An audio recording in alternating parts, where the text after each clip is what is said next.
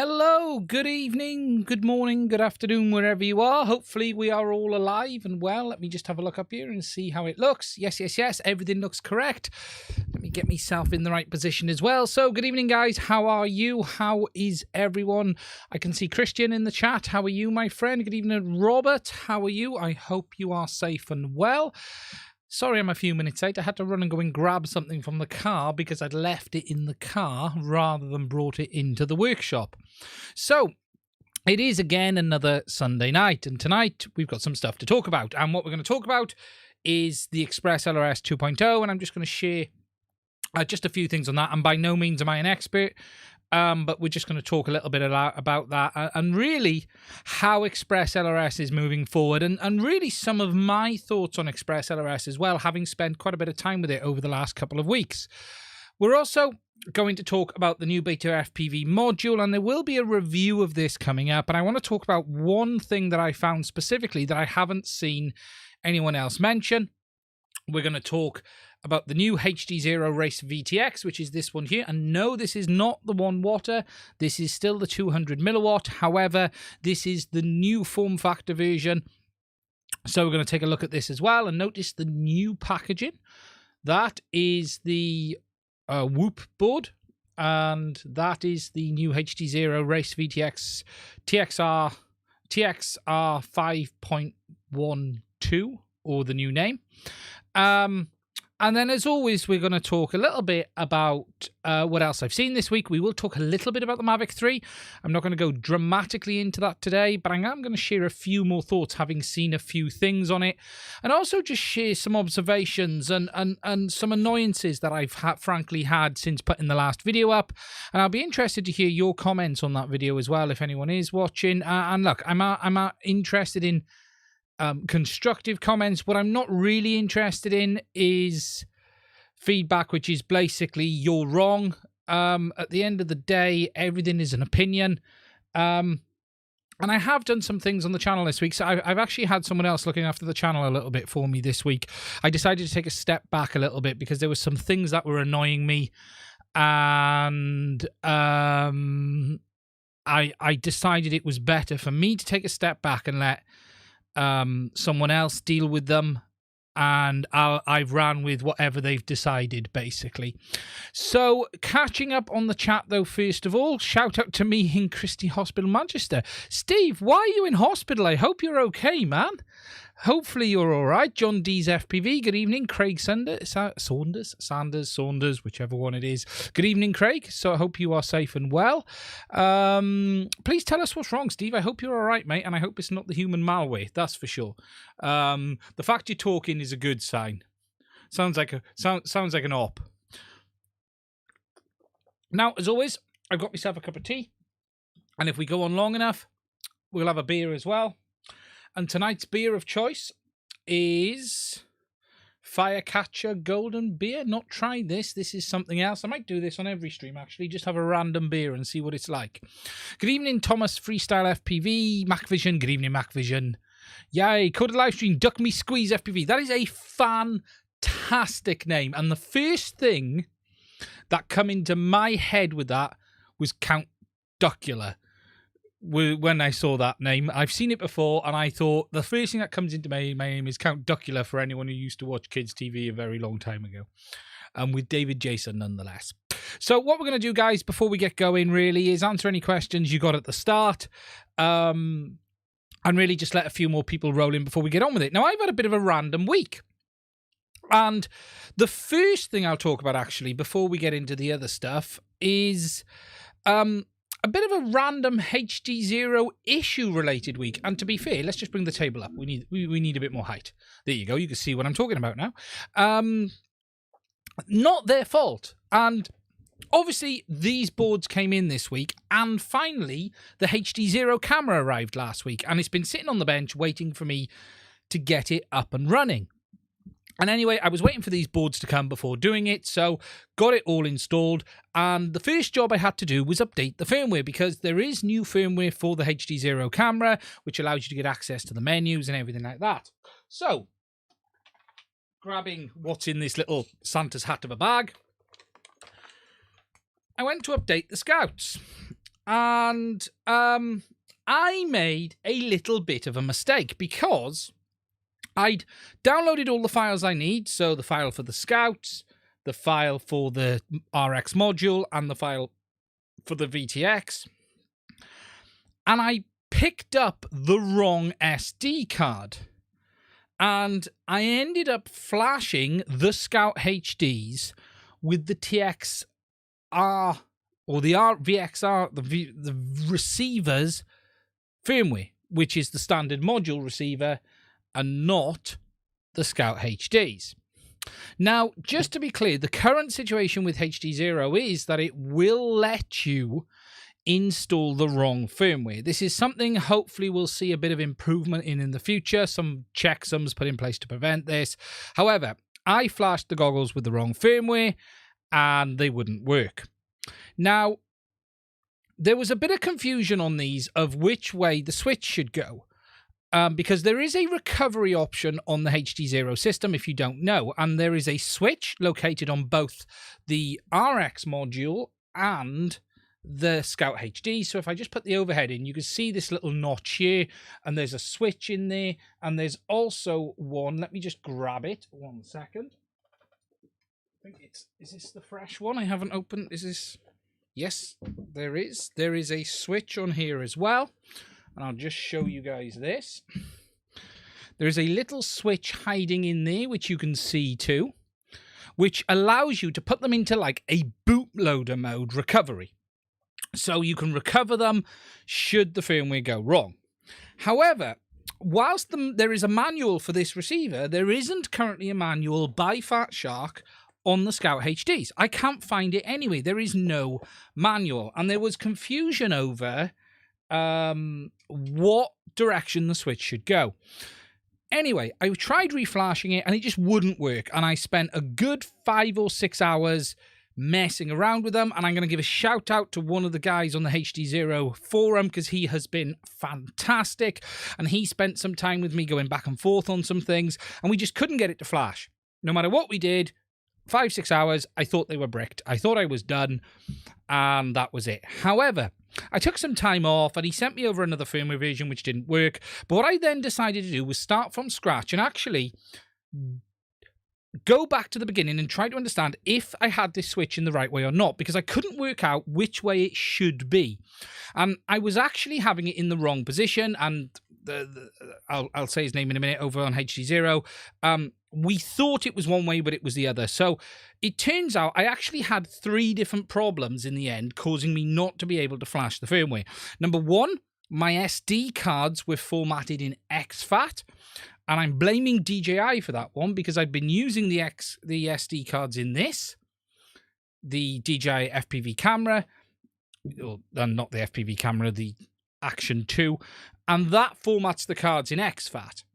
Now, I never spotted that, so when I was putting the files on, it wasn't picking it up. However, it was reading the card, so I thought it was okay. The second issue, obviously, was I had the wrong firmware, and then the third issue was we weren't putting the switch in the right position. Anyway, a good 5 or 6 hours later, messed around with it, came back at the workshop, I was sent another firmware to try, which didn't work, and then went back to basics and tried flashing it the opposite way around than I should do, and it worked. And it reflashed the firmware.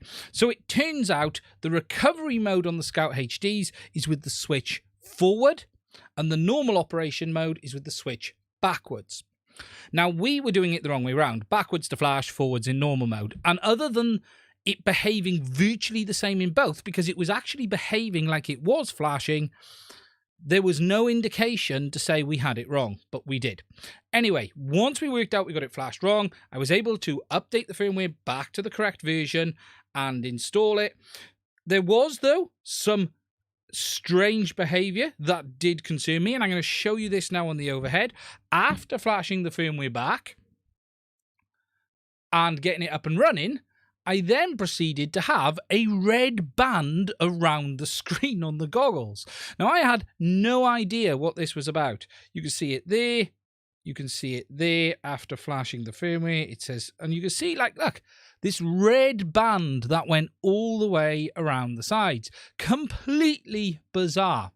Now, I think that was screen burn as a result of the goggles spending so much time on cooking themselves whilst we were trying to recover the firmware. However, after reflashing it back to the correct versions, updating it to the latest, and then leaving the goggles settle for a few hours, it's faded away and they are working absolutely fine again, and they are working perfectly. Now, the reality is this issue was caused by me picking the wrong firmware to flash the goggles. However, I would also argue that there should be a safety check in place that prevents you doing that. But I will also then say, when done properly, the recovery process should work and should allow you to then reflash with the right firmware. The problem we had was there was no manual to tell us which way round the switch went, and we were getting bamboozled by DJI formatting the SD card in exFAT. Now, I did format the card myself in the PC, but I forgot I'd set that to exFAT, and with all of the messing around, I just was not paying attention properly.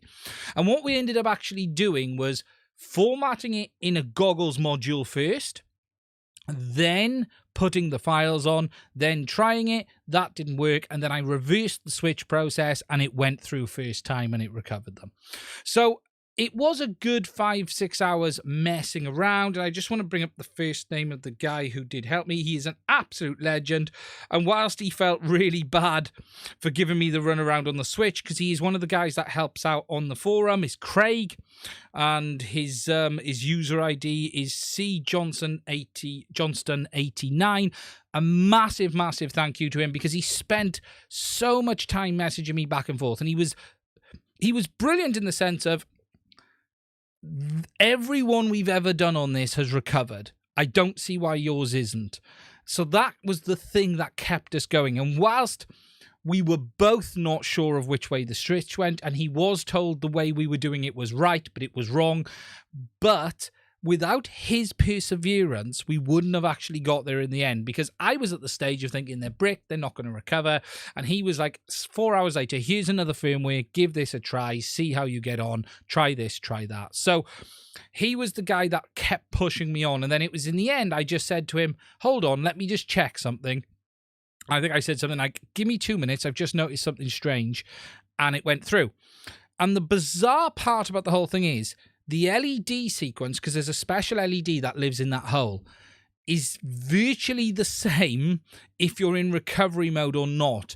And that was what was confusing us. And it was actually removing some of the files, doing it the wrong way, but not all of them. Because the way the updates work on HT0 is, it should delete the files after the update goes through. And it was actually deleting one of the files, and we thought it was sticking in the firmware process and not moving on to the next file. The reality is, we had it the wrong way around. But from this point forward, I've learned a huge amount. I know what the process is moving forward, and I am going to make a dedicated video on how to do the recovery on the Scout HDs, because I think it'll be an important one to people. It's a bit poor that Fat Shark haven't released a manual for this. And frankly, I don't think that's HT0's problem. That's nothing to do with them. It's a Fat Shark product, and there should be a Fat Shark manual. Now, I can't find the box for my Scouts, so I can't go in there and check, did they bundle one in with it? I've actually lost the box to it, and I don't know where it is. I've looked around, and I just can't find it. And it's in this room somewhere. I haven't lost it. I didn't destroy it. I didn't put it in the bin. It was over there, and it's just vanished. I have no idea. So I can't go and check in the box if there was actually a manual, but there's not one on the Fat Shark website. But I did end up bricking them for about 6 hours yesterday. However, tested them today. They're working absolutely fine. Absolutely fantastic. Used them today with the new HT0 camera in horrible lighting. Not really going to show you any footage from that because it certainly doesn't do it any justice. As well as testing a few other things as well, including testing one of the new ExpressLRS receivers that I've got. So that's just a little bit of a story on that one before we get going. Now, if you guys have got any questions on that, please do let me know. And then we're going to jump over next to talking about ExpressLRS 2.0. And then we're going to talk about this BetaFPV module, because things look interesting, but also slightly concerning as well. Good job. That's the FPV community spirit right there. Okay. Yeah, and that's the thing. I think we need to put this info out there properly now to make sure. I'll be honest. I probably would have got to it earlier if I'd have just stopped doing 5 different things at once. Because what I was doing was I'd done it and bricked them and thought, let's mess around. And I was doing about 4 or 5 different things at the same time. If I'd have just stopped and gone, right, test method 1, test method 2, test method 3, I'd have probably got there in the end. But I am blaming DJI for throwing us on the SD card. It's not their fault, but I'm blaming them. I think DJI intentionally made me pick up an exFAT formatted card to scupper my attempts to recover my shark bite goggles. That's a conspiracy theory. I think the camera was giving off waves to make me pick the wrong one. I'm going to go and get some tin foil in a minute. But we got there in the end. But yeah, a combination of bad SD card formatting, wrong firmware, and the wrong switch combination. 3 wrong things. But we've learned a lot. And that's the best thing about issues like this. You learn from them. And hopefully I'm going to put a short video together this week on it. And just say, look, if you think this is the process, follow it through, and they will recover. So in the end, they haven't had to go back. And I'm going to put them over there. It's always DJI's fault. Good evening, Gary. How are you? Hope you're safe and well. So before we get on to taking a look at the new thing, we're going to talk about ExpressLRS 2.0. Now, if you don't know, 2.0 is in basically release candidate, is the easiest way to express it. Let's get it up on the screen. Let's go for the desktop. So ExpressLRS is currently on version 1.2, but if we go under releases, we have release candidate 2 for ExpressLRS. Now, there is a lot of changes in this, and I'm only going to talk a little bit about a couple of things. I have tried this on one module at the moment, and I've just been messing around with it, but there is some really interesting stuff in here. And I'm not going to pick through all of it, but there is 1 or 2 things that I do think are quite important, and there are some really, really cool enhancements in here.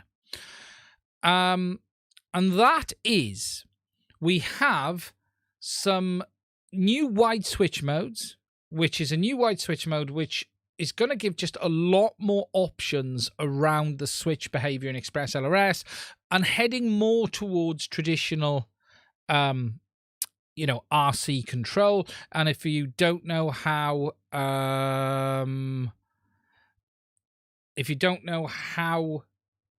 it behaves overall in ExpressLRS, there's a slight difference in the way it transmits the data, and this is a mass improved switching. And what they've done is they've removed some packets from it to basically allow it to send more data on the switches, and it's going to be a lot better for those who want more large switch use, traditional wide options around the PWMs and everything like that, and that's a really, really good one. There's the new home Wi-Fi feature, which I think is huge, and if you haven't seen this will allow you to connect your ExpressLRS units to your home Wi-Fi for updating rather than doing the ad hoc network. So, for instance, you can tell it to have an access point name and password, and when you're at home and power it up, it'll just connect to that automatically, and you can just update it that way. Rather than having to do the ad hoc Wi-Fi between the 2 devices, so say your ExpressLRS and your computer, you'll be able to just turn it on, connect to your home Wi-Fi, and update it that way. And I think that is very, very good indeed. Very, very good. There's the input support for the backpack support, which is coming, VTX Administrator, some other Lua scripting changes, and there's some really nice behavior, because they are changing things in ExpressLRS to bring it compatible with the configurator app or the Lure app for TBS, which means you'll sort of have a universal way of changing settings on the ExpressLRS modules. Rather than having to use the ExpressLRS app, you would be able to use the TBS app, which is very, very cool. Good evening, Bruce. How are you? Hope you're safe and well. Good evening, Mike. Hope you're safe and well. So there is a lot in here. There's a lot of cool stuff. It's a lot of changes. You know, this isn't a set of release notes. This is just the individual pull requests for everything that's been done. You know, there's improved connection options, wide switch mode, as I said, pre-model configuration options, and also allowing you to use model match as well in the new firmware, which is very good. We've got the VTX Lure Awesomeness, which is all of the changes for the Lure, which will allow you to use things like the TBS. And it does all of that stuff as well. Good evening, Robin. Good evening, good evening, good evening. So there's lots here. It's moving along very nicely, and it's then got some support for the new hardware as well, which is the BetaFPV 2400 Micro, which I've got there, which we'll talk about in a minute as well as the OLED screens and all of those versions as well. So lots and lots of good stuff in here, and it'll be interesting to see how it pans out. If you're interested in beta testing it, do go have a look. Bluetooth joystick, which is also very cool. The Lure Awesomeness is the big one. The Lure one, it's bringing it in line with the way that other app works. And again, as I've said, you'll be able to do stuff without installing the dedicated app, which is very, very cool indeed. So it is a big one. It's moving along, and it's on release candidate 2 already. It was on RC1 when I checked it the other day. Remember, though, it is a beta. It isn't full fat yet. You do need to give it time before trying it. Lots of other stuff as well. Is the regulatory domains have been changed. KISS Lure script support. Editing of show other devices in the ExpressLRS Lure script. That's a cool one as well. I spotted that one, and allowing of other device controls within the ExpressLRS Lure script, and mega baud rates, and lots of very good stuff. Now, as always, because it is a beta, you do need to be careful. There is always the possibility of something going wrong, but it is really good that they are pushing this on. And as GMI said, it is incredible the rate it's moving on, not only in hardware, but in software as well. And, you know, the fact we're starting to see it have things like that unofficial support in other people's apps, that's really cool. That's really, really cool features. It really is. Now, before we get onto this module, I will share with you some of my impressions, really. I've been flying ExpressLRS solidly for about the last month since I've had the modules. You know, in here you can see I'm using the BetaFPV. And I do have some interesting observations. And the first is, from an RF point of view, I haven't done out-and-out range testing because that's not my kettle of fish. You know, I'm not going to sit here and say the range is no different to anything else I'm using, okay? I'm not going to sit here and say ExpressLRS is better or worse than Tracer or Crossfire, etc., etc. From what I'm doing, it's behaving exactly the way I want it to. I've seen no more fail-safes. I've seen no fail-safes. I've seen no loss of signal where I wouldn't expect it. You know, if you want to see the out-and-out range stuff, just go check out Wares and all of those guys. You know, they're the guys that are going to provide you the range. As far as I'm concerned, it works as good as any of the other systems, if not better. There's nothing concerning me at all with range and penetration in all of my tests so far. It's behaving exactly like I'd expect a 2.4 gig system to work. Now, where the interesting stuff around it for me is around sort of the setup and everything, and that's where we're probably going to see some stuff improve. But I really do quite like this whole phrase binding system. Whilst it isn't quite as plug and play as, say, hitting 2 bind buttons, What I really like is that every time I just put a model on and I just upload the firmware with my phrase on, it just works. So whilst there is a bit more pain initially updating that firmware,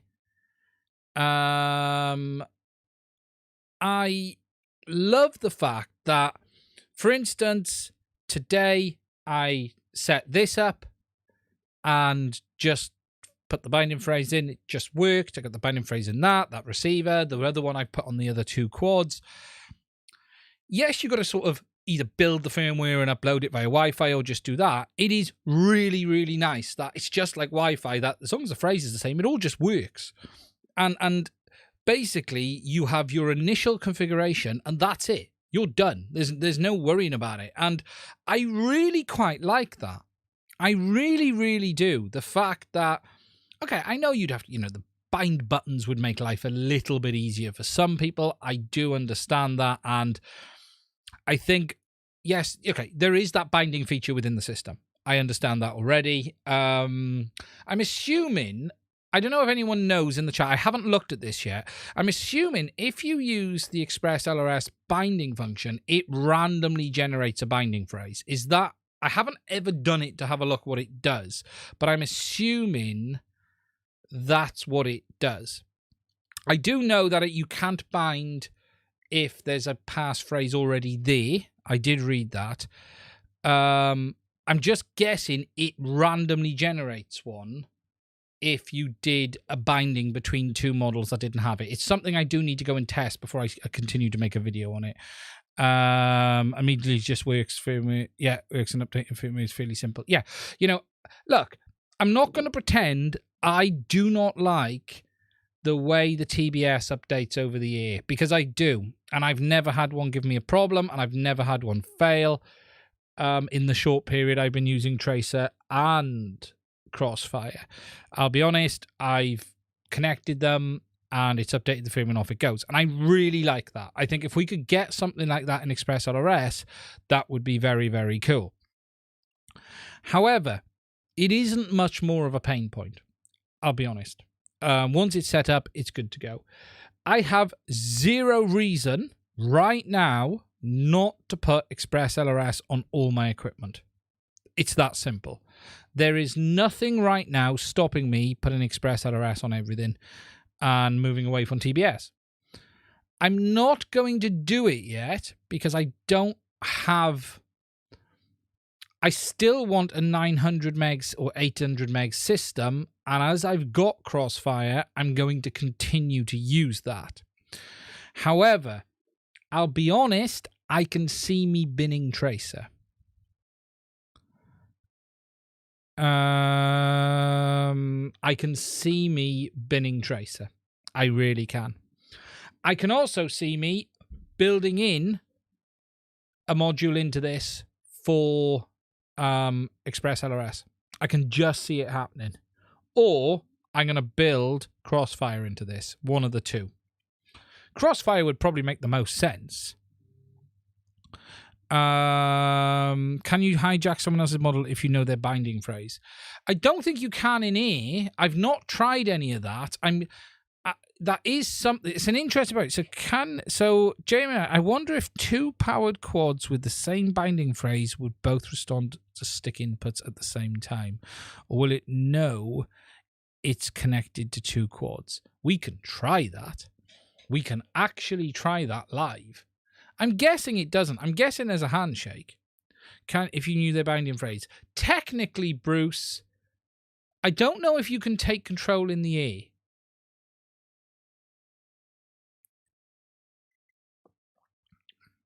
Would it take over controls in the air? That's the question.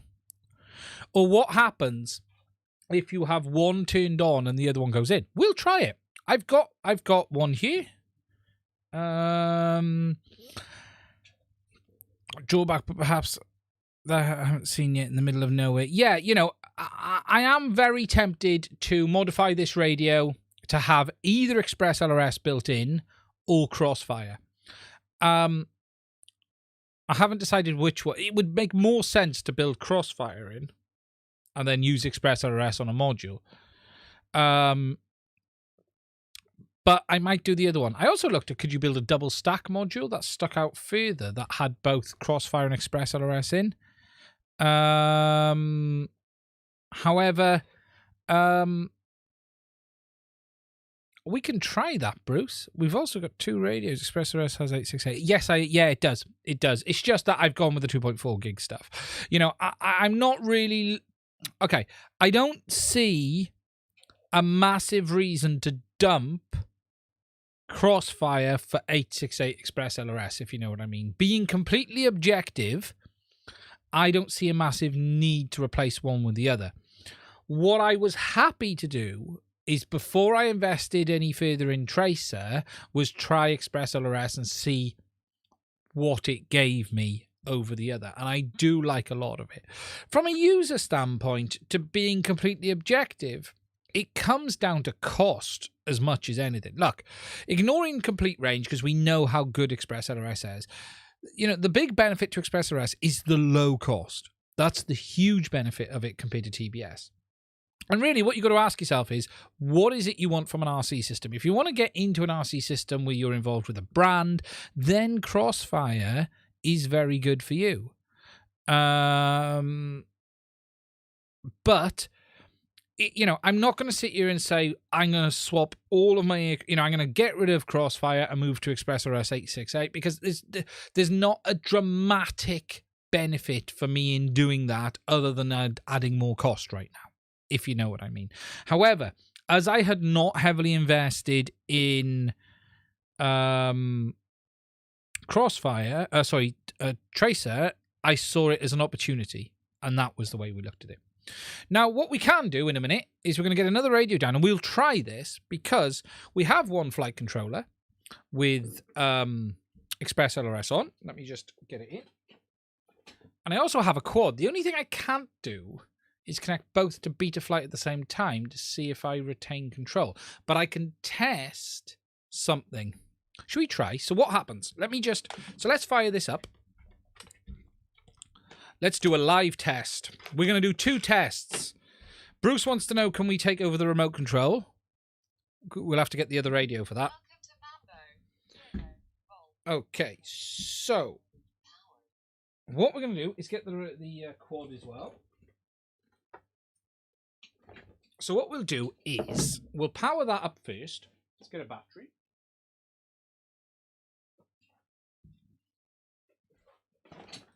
Yes, it's got props on, so let's hope this doesn't go too badly.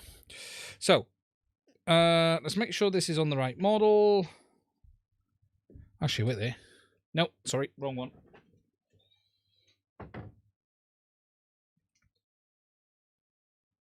I've been flying Express on my... So, what we're going to do is power that one up first of all. Let's give this a try, shall we? Take props. It'll be fine. I can't be bothered to take the props off. So, that one is on. To prove it's working, buzzer's working. Yeah, it might trip with the smoke stopper. That's the only problem, is because the Vista's connected. Let's have a look. Where is it? Where is it hiding?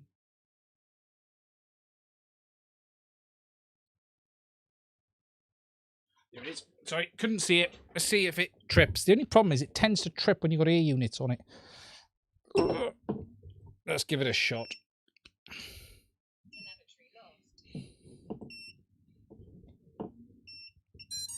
See if it trips. Oh, it's got past. Right, so buzzer. Good. So we know that's working. Okay, so let's plug in this other one and open up Betaflight. Oh, it's not plugged in.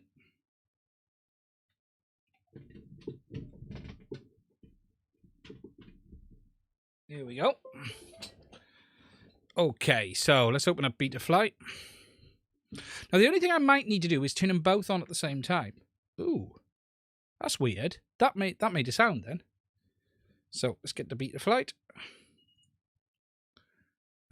Do that there. Receiver. So just to show you guys the desktop, there we go. It does. It controls both at the same time. So this one is this one.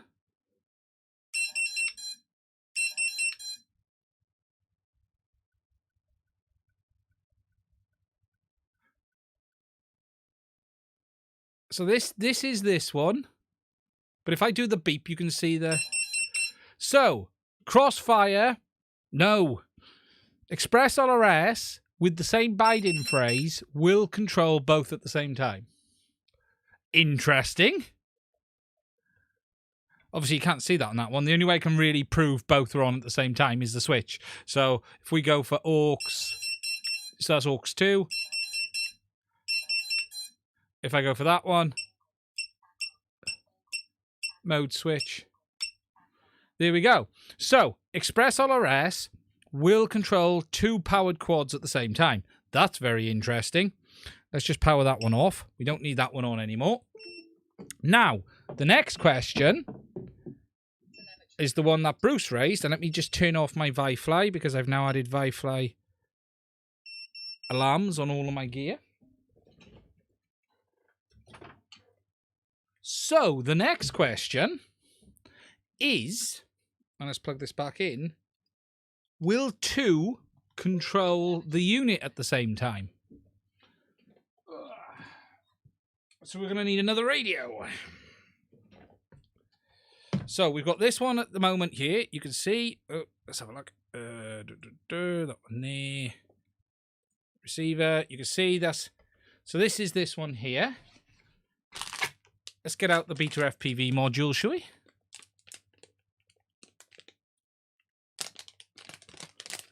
Technically, yes. Andrew Dibbins, technically, yes. Would it fail safe if one went out of signal and one didn't? It's an interesting scenario, isn't it? Okay, so let's turn this one on as well, shall we? I do need to check this is, I think this is correctly set up. Yes, yes, yes.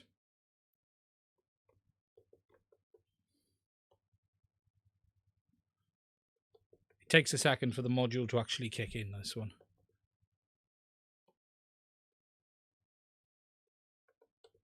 Okay, so it hasn't done anything there. So, let's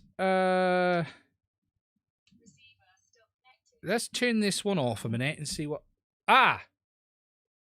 So I've turned that one off, and this one's now taken over. But that's a bit glitchy. Oh, it don't look that at all. Yeah, I've turned off the first. That one's now off. So now this one's taken over, but it's not happy at all. Look at that. Let's repower that then. So let's do this. Ready? Let's do this one again. Okay. So to show you guys what we got. Okay. So, receiver. Okay, that's all nice now. All nice and smooth. All correct. All as it should be. The only thing I might need to check is whether that was on 500 Hertz. Okay, so that's fine. Okay, so that one's good. Let's fire the Mambo back up. Welcome to Mambo. Throttle warning. 0 volt. Oh, the board went to move. Right, so the Mambo is not taking control of the receiver. It's not. I'm doing it now, moving it around. Nothing's happening. The original remains in control. The Mambo does not. However, if we turn off the original and fail-safe it, it goes into fail-safe. And then this one kicks in, but if you look at it, it's very jerky. Minimum throttle, it's all over the place. It doesn't like that at all. Look at that. Ooh, that's a bit of a quirk. That might be one for the devs.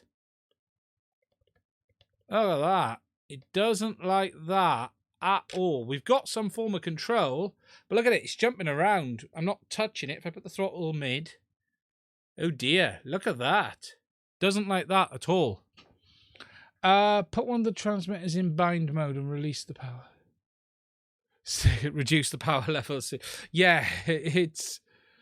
The problem is, Bruce, it's not a bind mode, you see. It's not the same because they're done on things. So, we've learned something. So what we've learned is the two ExpressLRS receivers will communicate at exactly the same time. However, one transmitter won't really take over the other.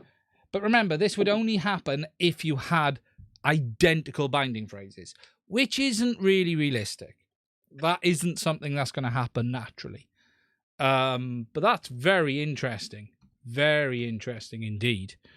Go back to the original controller, see if it's still janky. I'm a little nervous. I'm kind of nervous that I gave up during the FSK for a mess. I'll be honest, right? It is, Mike, far easier than the situation with FR Sky right now. Hand on heart. It's really simple. Choose the firmware for your module, put the binding phrase in, upload the firmware. That's it. You could read the binding phrase from someone's transmitter, though, and then I'm guessing you can't. I'm guessing the binding phrase is encrypted or is transmitted. I'm guessing it's not as simple as it's just transmitted. You'd have to hack it, Bruce. I'm guessing there's an encryption around it. You'd have to trigger them into a failsafe. Scenario 1, having a second as a backup as a long-range mission. I didn't check the rate. I think they're both on 500 as far as I'm aware, because I set them both to 500. They are both on 500. They definitely are.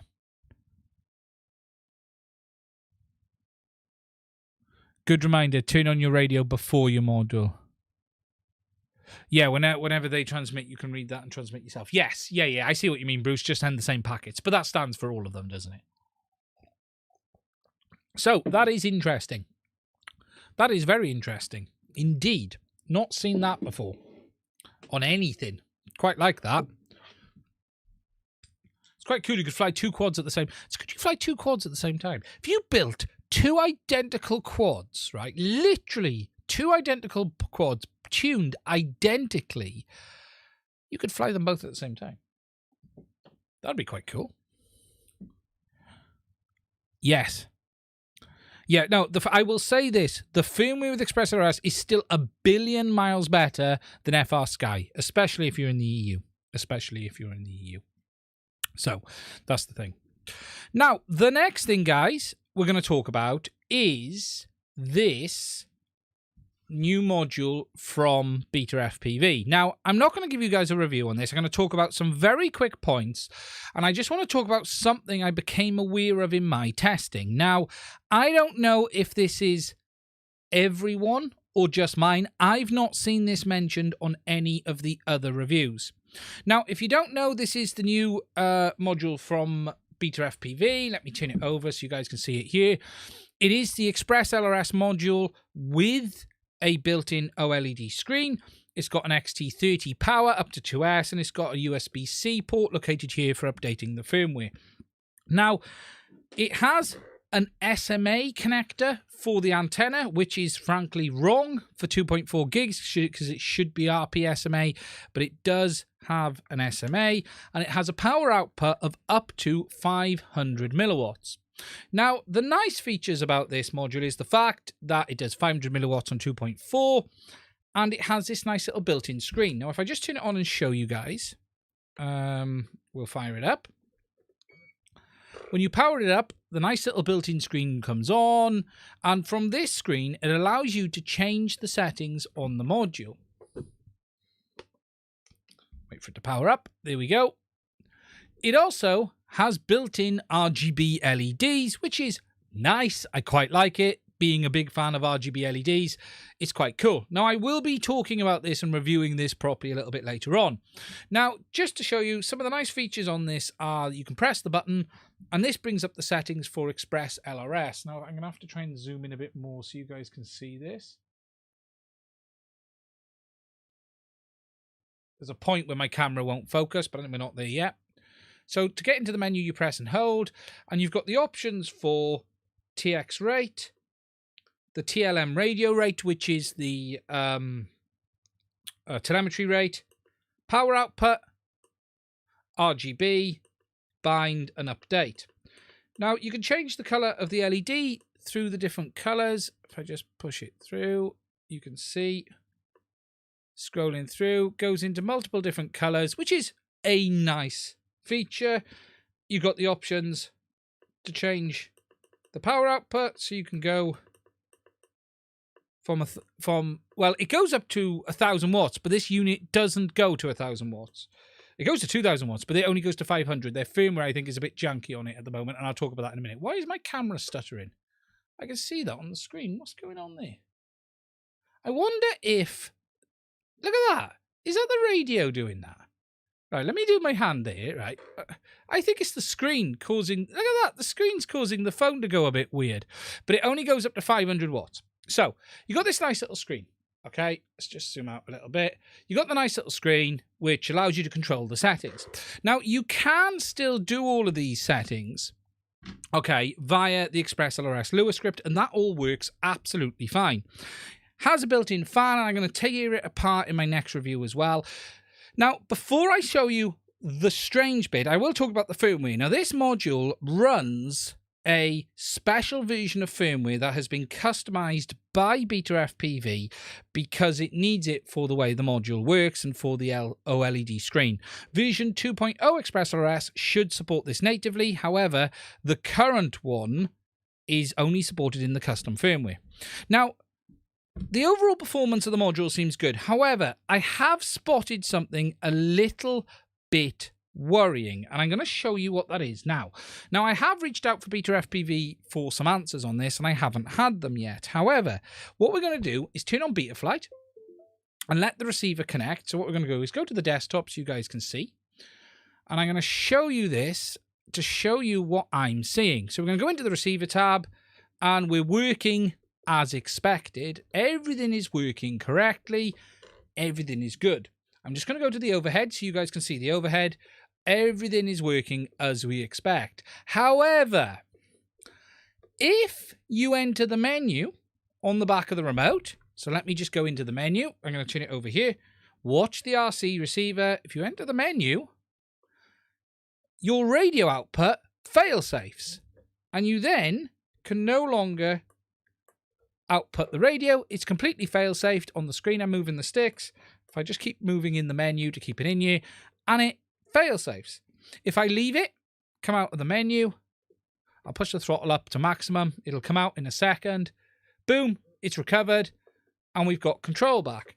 But the second you go into the menu, the unit fail-safes. Now, there is a very simple solution, as Bruce has quite rightly said, which is don't go into the menu whilst flying. I get that. However, it isn't that difficult to accidentally press that button on the back, depending on where you're putting your hands. And that is a bit of a concern, and I don't like it one little bit. Now, I completely get that going into the menu whilst flying isn't something you would expect to do. However, it is something you could trigger accidentally putting the radio down for a second, even have it hanging on a lanyard or something like that and catching it. And literally, like, my fingers there, you know, if I think of where my hands are on the back, it wouldn't be a lot for me to actually have my fingers reach around and hit the button. So that is something that concerns me, and I have reached out to them, and I'm waiting for them to come back to me to explain what that's all about. Hopefully, this is something that can be resolved in future firmware, because, frankly, it's not, you know, you've got to press and hold. You have got to press and hold to go into the menu. You know, it's not just a press. It is a press and hold. There you go. I'm in now. But I don't like the fact that a simple button press will trigger failsafe. And if you're a BetaFlight user and you're set to, you know, drop out the sky on failsafe, then it's just a little bit of a concern. That's all. It isn't. It is far from ideal is probably the right term to use, isn't it? So, I'll be finishing the review on this in the next couple of days, and I'll be talking about that. But yeah, it's a little bit dodgy. I'm wondering if that is the case, Bruce. Yeah, I am wondering if that is the case. Perhaps what they need to do is, there is a very simple solution to this, actually, which you could do in firmware. With all ExpressLRS, you should always have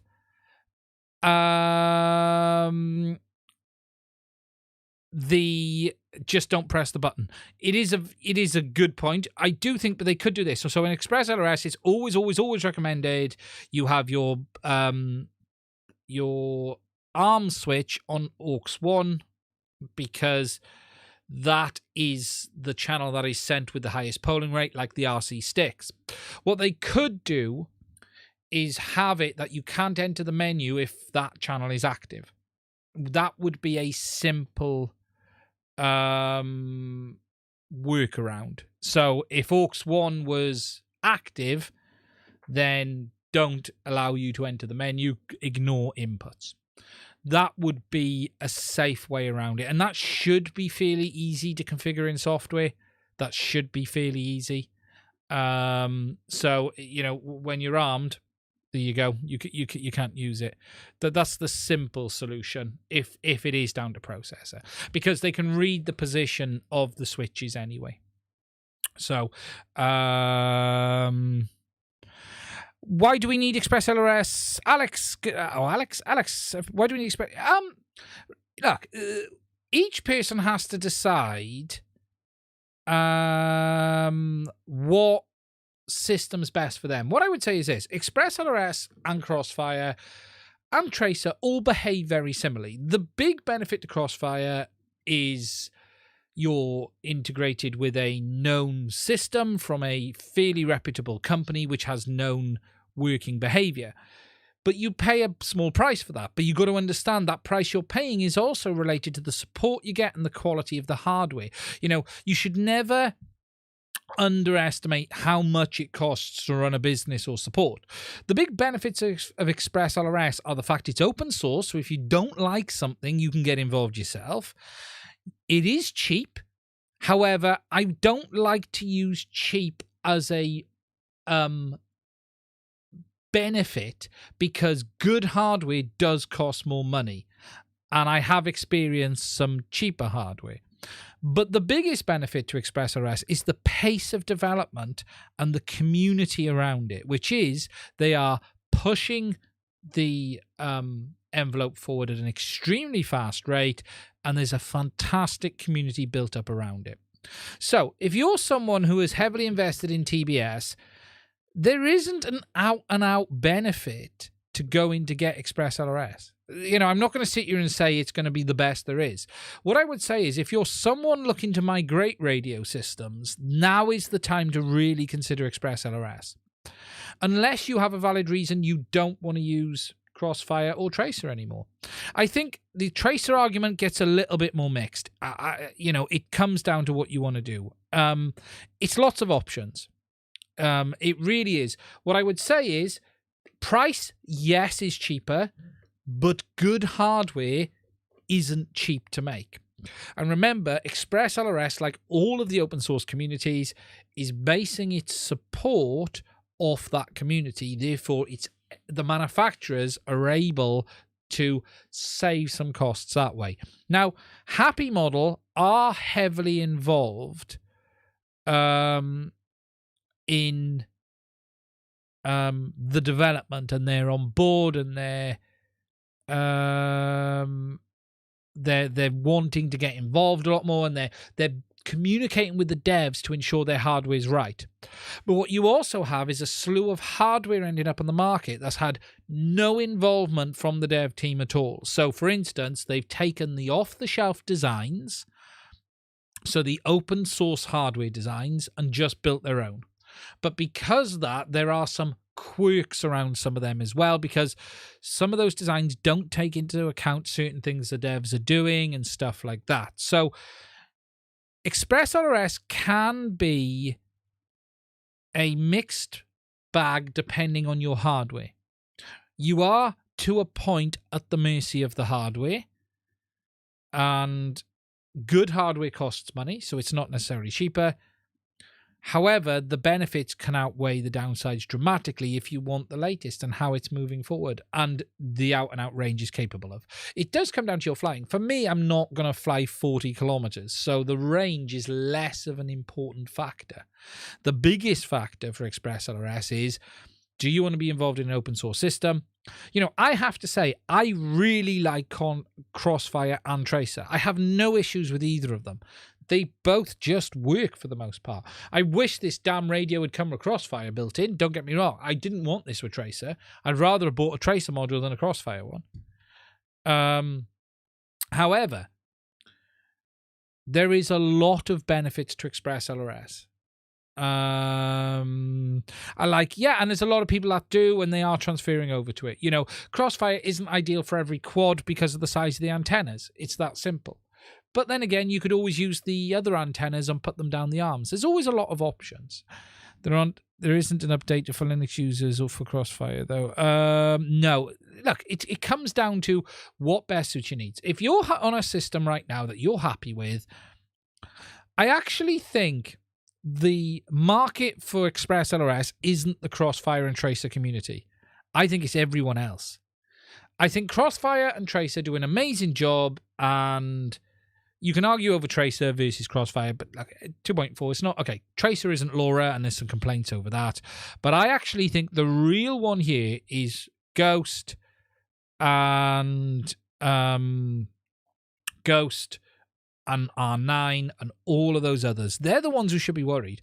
TBS make good hardware, and they make a good product, and people like it, and I like it. However, I do think the others should be very, very concerned. I do think the others should be very, very concerned. Whether there's going to be a market for the likes of R9 with this cutthroat hardware. Costs.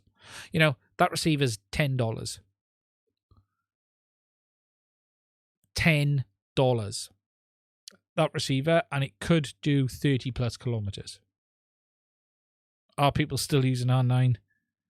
And, you know, FrSky, and this is the problem, you know, FrSky have really upset a lot of people with their recent designs. A lot of people are still using R9 to flash ExpressLRS. That's the only sales you might see Immersion RC continue to get is from that side of things. So, look, if you're happy with your TBS, go for it. As I said, I'm looking to decide what I'm going to do with this. Do I put ExpressLRS built in and put a switch on for transferring between built-in and the module, because I still want Crossfire? And what I'm thinking of doing is building a module in with a switch that I can switch between the versions on the top, and then allow me to have a module or the internal RF, depending on which one I want. 2 internal RFs or a module. That's what I'm thinking. But what I haven't decided is, do I build in Crossfire or do I build in ExpressLRS? It's one versus the other. Do you know what I mean? You know, what's the benefit of one over the other? Or do I build in? It's a shame there isn't room for both. Ghost and TBS, how can they compare? I think TBS has a very big user base. TBS will be fine. TBS is one of those companies that have built up a big user base. They will absolutely be fine. I'd love to see TBS make ExpressLRS hardware. I've said it before. I really think Trappy should consider doing it, but I don't see them having any problems. TBS will be fine. It's everyone else. It's FrSky. It's all of the others that should be concerned, and all of the bad behavior of the likes of FrSky. You know, internal antenna to keep it ultra clean, then use Crossfire module. I am tempted, yeah, go for an internal antenna, a second internal antenna on ExpressLRS. Yeah, that would be a tidy way of doing it, wouldn't it? That really would be a tidy way of doing it.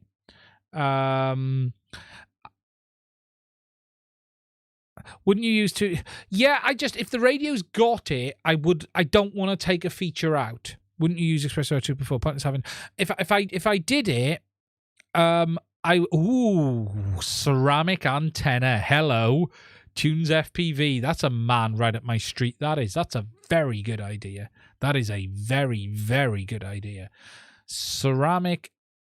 The only problem is they're quite directional, and the way I quite hold a radio down like that when I'm flying, I tend to be like that.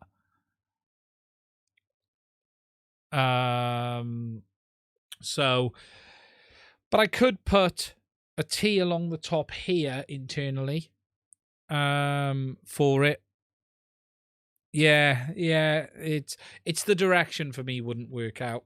But we could, you could cheat, right? I could cheat and actually use the PCB antenna at the same time. That would be quite funny. That would be quite amusing, wouldn't it? Because what I was thinking was for the module switching, I'd only switch the power. I think you'd only need to switch the power. Wet string, Bruce says, wet string. But yeah, so I wouldn't mind putting one in rather than carry two different modules with me. I think Crossfire would be nice to build in and just then use ExpressLRS modules. That way I can change. The nice thing about putting Crossfire in is that I can just keep changing ExpressLRS modules, can't I? That's the nice thing about it. You don't have to be limited to one ExpressLRS system then.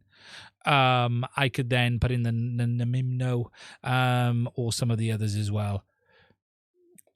Yeah, the module does come off. If we look at, should we just have a look? I'll show you guys internally. For those who haven't seen inside, let me just go find them. We do have a full teardown of this radio. Raw video and stills. TBS, TBS, TBS. So if we go to the desktop view, boom, boom, boom, boom, boom. Let's just wait for it to open up. There's a lot of video in here. Let me just wait for it to populate. I'll show you something in a minute. Someone spotted the other day, which I didn't. So if we look at the internals, was it this one? Let's have a look. Oh no, that's the color quality. So the module is on the other side. So this is the back of the radio off. Okay. So there's some space around this back end. Obviously not here because this is where the module bay is. But there is some space down here. Sort of that area there. And there is some space that area there. And then if we move to the other one, let's go over to the other side. And then the front is there. The module is under this can here, so it's not going to be easy to get to. But there is a little... I'm not sure how much space there is around here. There's not that much space in the radio, and then you've got the PCB antenna at the top. There may be some space around here. I'm not exactly sure. What a lot of people do if they're putting the module in, they've been using the BetaFPV 1 watt one. If I show you that, we've got the BetaFPV have electronics, RC transmitters and receivers, transmitters. So a lot of guys have been choosing either that one to put in, but you do now have the new Happy model one, which is also very, very nice as well, which is the high power. Now, Happy model have just brought out a ES24 Pro as well. If you guys haven't seen this, this is a 1 watt version of what I've got here. So whereas I've got the standard version, they've just done a 1 watt version of that as well, which is now available too. Which, if we have a look at this picture here, which is really interesting, the amount of cooling they've put in this is huge and substantially more than we've got in the BetaFPV one. Huge heatsink on that, massive heatsink.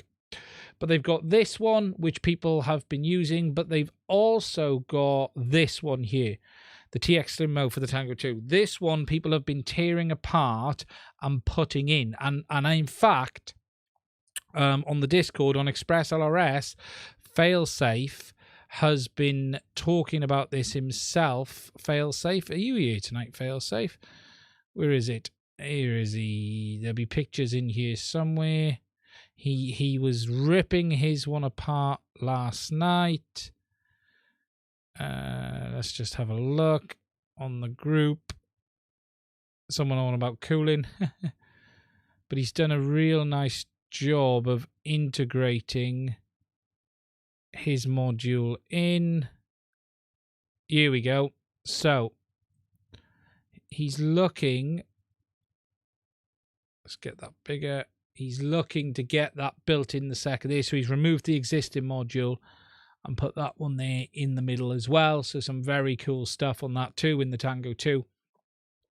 So people are doing it, but we do have this new Pro from Happy Model as well, which is looking cool, to be honest. That one I wouldn't mind. That one I wouldn't mind. There he is. I plan to put that into the Tango 2. There he is. There's Failsafe. If you build in, then an improved module comes on. That's what I'm thinking, Shady. You've hit the nail on the head, Shady. I'll probably build in Crossfire, and that way, you know, nothing's going to change on that, and then I'll build in I'll use a module for ExpressLRS. You've also got the Namimno. Now, there isn't a website for this. There is a new module from Namimno as well. Let's just have a look at this. This beast, it's not new, but it's been out a while, which is this one here. And there's another module I've seen posted as well by someone else. So there's loads of stuff coming on board. Happy Model, to be fair, I have been told that Happy Model do deal with the ExpressLRS dev team an awful lot, and they're probably the ones to look at. They do seem to be putting in the most effort. You're seeing a lot of third-party hardware come up right now. But we're going to have to see how that goes. Now, the other thing I'll just talk to you about quickly is this. Now, again, I will be reviewing this separately, and this is the BetaFPV Express remote controller, ExpressLRS. Now, this is the Vision 2, or the SE second edition. So this is the light radio. Let's get it out. Designed for ExpressLRS as well. Now, if you haven't seen this thing, it is so light, it's ridiculous. There's no weight to it at all. Let me just find it on their website. Radio 2 SE. It costs $44, this radio, with ExpressLRS built in, 2.4 gigs. Up to 100 milliwatt as standard, so it's not the highest power.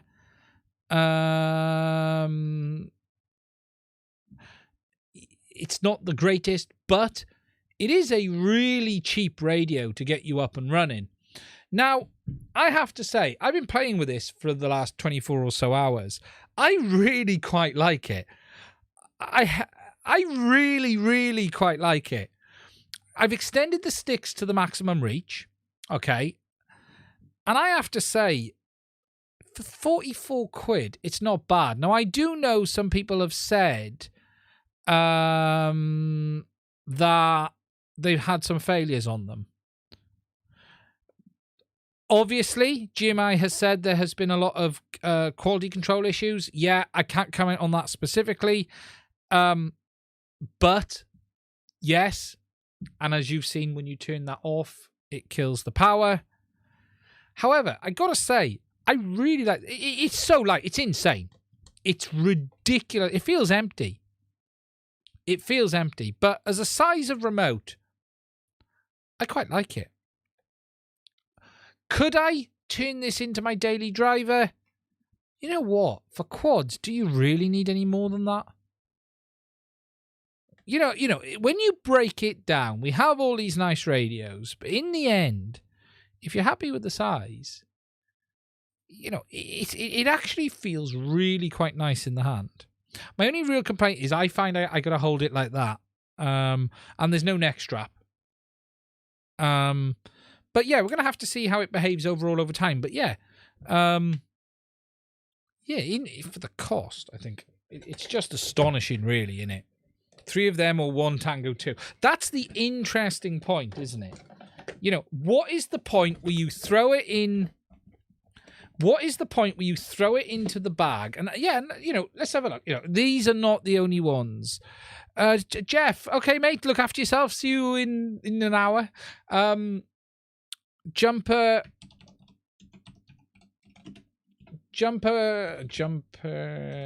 T-Light. The T-Light is a very good radio. And the T-Light isn't much more. You know, the T-Light in the UK is £62. That isn't bad. I would love to try one of them. I can see me picking one of them up, if I'm honest. I really can see me picking one of them up, the T-Light. I've got it here. Is there a Pro of the T-Light as well? I can't remember. Was there a T-Light and T-Light Pro? I'm just looking down on Hobby RC. T-Light transmitter 4-in-1. What's the difference that one and that one? That one's cheaper. The 4-in-1, I'm guessing, is the module. The size is perfect. So the T-Light. Yeah, the CC. So can you put a module on the T-Light? This is what I don't know. Can you put a module on the T-Light?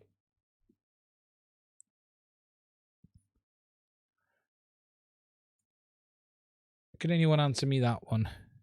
Not a fan of the T-Light ergonomics. Other than that, it's pretty good. On the back. So you can put a module on the back. So you could literally buy that radio for £48, which is about $30. It's jumper though, a fire hazard. And then you could put an ExpressLRS module on the back. Oh yeah, module. TBS, Crossfire, Nano, and ExpressLRS module support. There you go. So look, 48 quid. Is any of these in stock? See, both out of stock. Unbelievable. But you can buy that. Order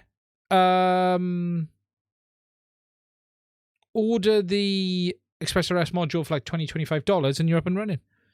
There's a lot to be said with that. Ah, it's got the... That's right. Is it Jumper RC?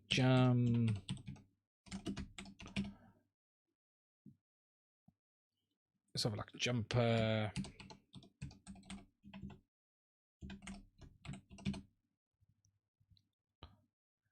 But we can modify some of this stuff. Not powerful enough to run Crossfire with max power. Yeah, this is the thing. You're going to have to start doing some modifications. But it wouldn't be difficult to get around it. You can. There are always opportunities for modifications on the power side of things, aren't there? You know, there's always an opportunity to do something. I take the TX12 over the T-Light any day. Yeah, TX12's another nice looking radio. You know, it comes down to Jumper or Radio Master, you know, when you start looking at these. And then there's the T-Light Pro coming, isn't there? I have seen that. Yeah, so look, there's a lot of options on this. Interesting to say the least. What was the one we saw? Was it the T-Light Pro we saw? Was it the one we saw leaked was the T-Light Pro? I can't remember. Yes, it was. That was the T-Light. That's the one we talked about last week. Yes, sorry. I couldn't remember if it was their one or someone else's. So that's the DJI clone. Yes. I couldn't remember if it was them or Radio Master. So yeah, we got the Pro around the corner. My only concern with this, and I said this last week before we move on to the next subject, I do think I don't like these, but I wish I'd prefer it without them. But we're going to have to see. That'll probably be the one I will order if I order one. T-Light specific module has power up and run at 250 milliwatts. That's all right. T-Pro. Yeah, T-Pro. Yeah, we're going to have to see. We're going to have to see on that one. Okay. Now, guys, I'm just going to do a bit of shilling whilst the opportunity arises. I'm going to open my beer. Now, I haven't got a bottle opener with me. So I'm going to have to use a set of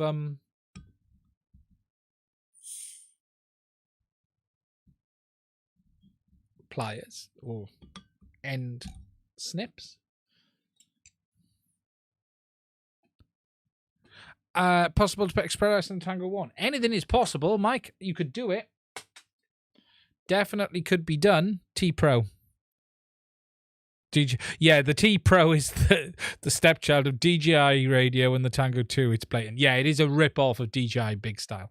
Right, should we try this beer before we move on? Oh, that's quite light. It's nice, though. Oh, we like that. Firecatcher. Very nice. It's a golden beer.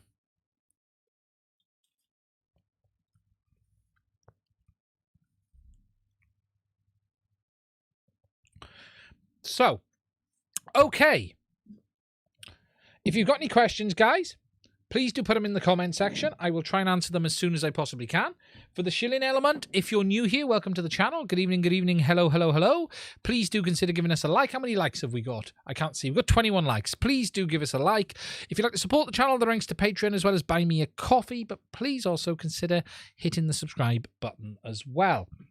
Now, the next thing we're going to take a quick look at, guys, is the new Race VTX. Now, this is the 2.0. I do have the original version in this quad here, which is the 1.0 of the Race transmitter. And just to show you what the differences are, this is the 200 milliwatt. The only real difference is the shape on this one. It was a rather unusual shape for people. Oh, come on, Sony. Play ball, Sony. There you go.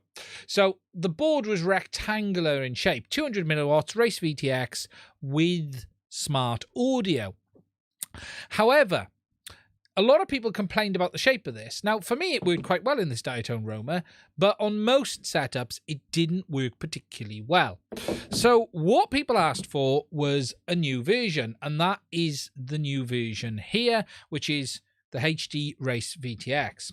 Now, just the first thing I want to mention is this is the first board we've seen from HD Zero that is fully branded HD Zero. If you notice, no more shark bite, all about HD Zero. Okay, it's the same packaging, but it's HD Zero with the shark bite name disappeared because this one has been completely developed by HD Zero.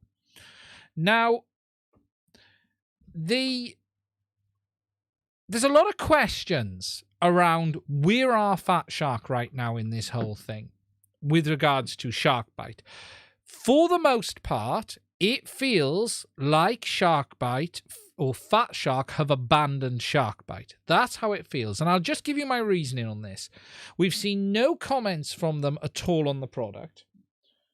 They produced a set of goggles, still to this day, without a manual, and there has been no development options from them at all. There's nothing, no talk, no hint of a new module or new goggles coming with the modules built in, just nothing.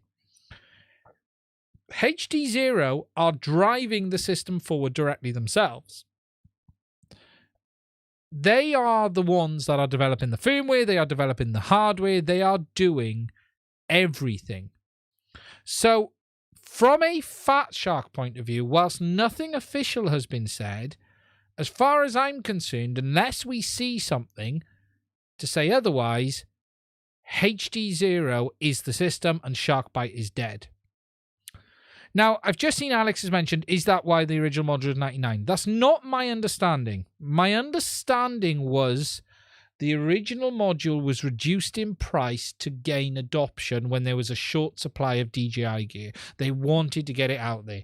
I was told it has nothing to do with the fact that Fat Shark don't want to be involved. Not that we know that's a fact. That's not a fact. That's just an opinion or whatever that might be. Or it's nothing to do with that. It is simply that they wanted to get more adoption out there. However, it is impossible not to think that Fat Shark have walked away from this for the most part. You can still buy the Scout HDs. They are available. But look, they've not released a manual for it. It's insanity, as far as I can see, that they've not been involved. So right now, as far as I'm concerned, Sharkbite is dead. and this is a HD0 system. I will not really be referring to it as Sharkbite moving forward, other than where I feel it's necessary to make it clear. I might put it in some of the marketing titles because people know the name, but this system is a Sharkbite system. Sorry, a HD0 system. That's what it is. That's what it is moving forward. So we're going to have to see. Now, as I've said, this is the new module, and what we're going to do is just take a bit of a closer look at it, and I want to talk about it compared to this one, because these are both 200 milliwatt boards. One's the Whoop, one's the Race VTX. So what I'm just going to do is explain the differences between these two very quickly, just so you understand why you might want to choose this one over this one, or this one over this one. So here we have the TX5S, which is the 20x20 Whoop board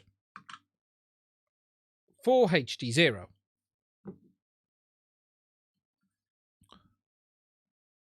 Come on, Sony, play ball.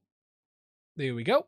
So this board features 200 milliwatts output, UFL antenna connection, MIPI internal connector, 20x20 mounting pattern, and really that's all there is to say on this board. It does not support smart audio.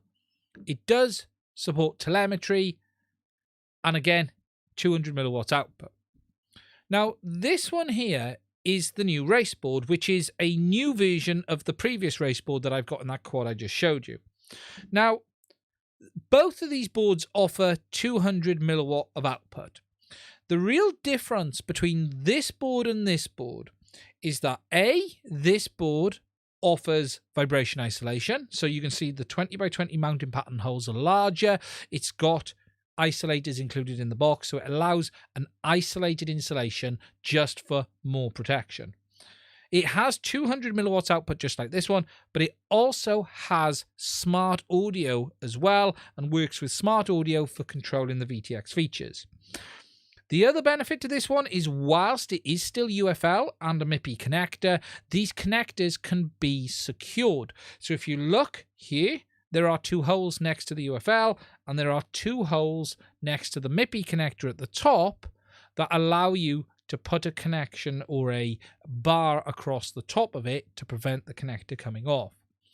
Now, the real difference is really that this board is designed for racing applications that require smart audio, and applications that damage, or the possibility of the board getting knocked around and damaged is higher. Whereas this board is a bit more delicate, a bit smaller, no isolation, but again will still provide that 200 milliwatts of output. Now, there is a price difference between these. This board is about $20 more, I think it is, off the top of my head. And this is the one most people will be going for now when they're looking for a 200 milliwatt board rather than this one. But both still are available. It's just down to what feature set and options you want. Now, there are some things I am a little bit concerned about on this board, which are a bit of a concern, and that is just how close some of the components are to the edge. Whilst that was the case on this, you can see that they're not the other side of the mounting holes, whereas on this, you do have the power amplifier this side of the mounting hole. I think that's a voltage regulator. I haven't checked, but there's certainly something out here. And you've obviously got a diode up here, which is a TVS diode, and some other components down here as well. So these do stick out beyond the 20x20. Now, you can see the board is bigger. So if I place this one on top, there is no question that the board is a little bit larger, but for the most part, it's no wider than the board you would find on an ESC, on a 20x20 mounting pattern. It's about the same size overall, but you do want to just be careful to offer it some protection as well. But this is the new race one. This, again, offers all of the same functionality as I had in this board here, which is in this quad. It's just, rather than it being rectangle, it's the square shape, and basically that is the main race style board moving forward. Now, this one isn't the 1 watt. We are still expecting the 1 watt to come in the future. That will come with a heatsink, because you'll note there's no heat sinks on any of these. You know, if you look, there's nothing here to take the heat away. That power amplifier does get very, very hot. It's located there on this one. But we are expecting the 1 watt to have higher power. That's for sure, up to 1 watt. But it will have some cooling on board as well. And it is hopeful that that is going to push the system a lot more forward when that does come out in the market. Now, it does remain to be seen what features it is. We believe it has smart audio. That isn't confirmed, but we believe it does have. The original thought was no, but then it was yes. And it is going to be very, very interesting. There's no question about that. It is going to be very, very interesting. Just looking over at the chat, the issue I see here is when HD0 board fails, it needs repair. Where do we send it for warranty? Yes, it is having to go to HD0. But something I will say, right, and this is something I haven't addressed, and I will be discussing this in my review, and I want to say this is a real good thing. These boards have test pads with the voltages you would expect on these printed on the PCB. You're probably not going to see it on my overhead because I can't zoom in enough on this camera. However, if I was really keen, I'd turn on the microscope. Should we do it? Let's turn on the microscope. Let's do it.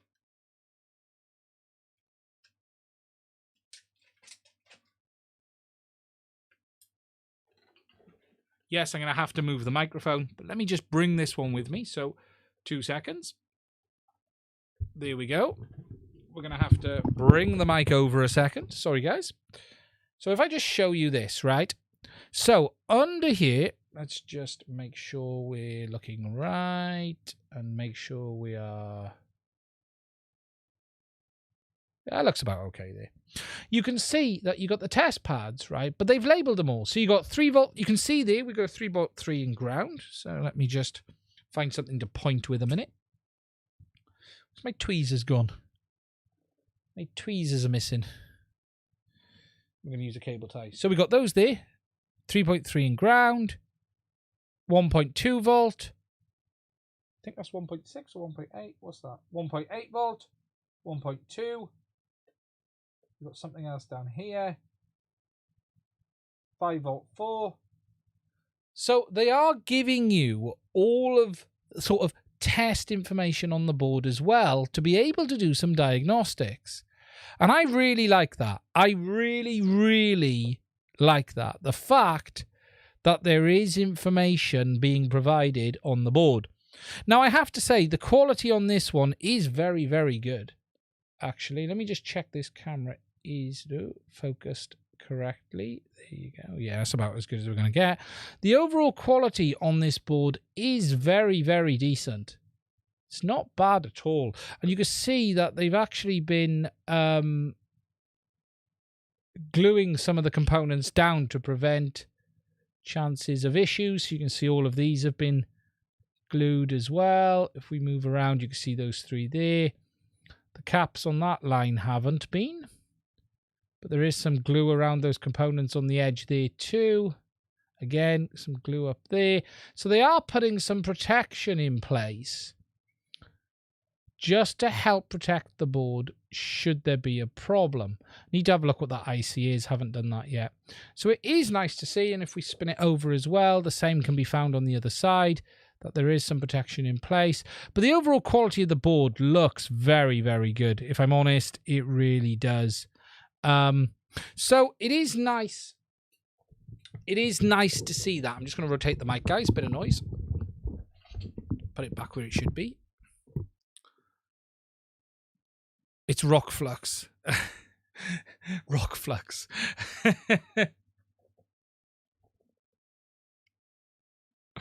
Well, you know, you're not going to do much on the BGAs, Bruce, no. But it is nice.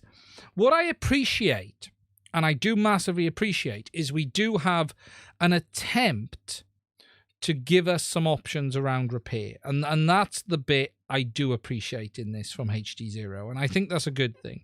I think that's a really good thing.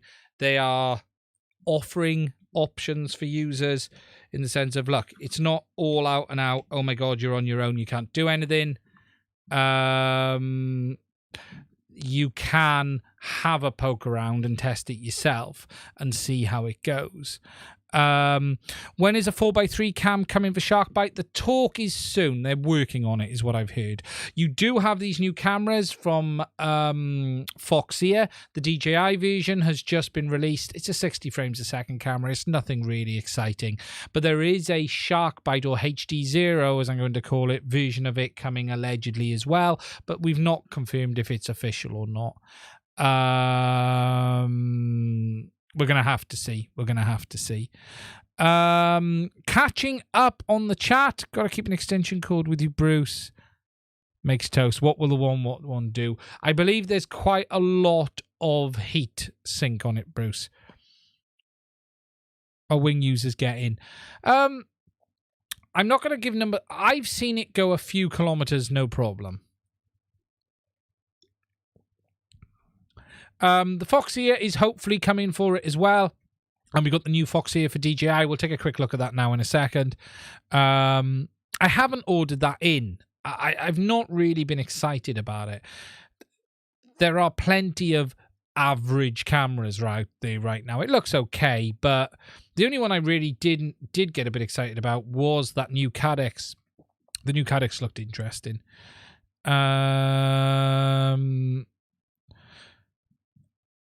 It's going to be interesting. 1,000 watts. I said 1,000 watts. I said a 1 watt. Did I? 1,000 milliwatts.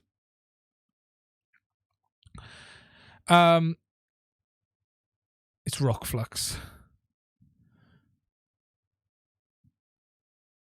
It's a good number of different issues. Sky Zone. I've not. It looks like a nice glass for 60 frames. It doesn't look bad. But it's hard to... Can you replicate? I saw someone pot in an air unit the other day. It's hard to say.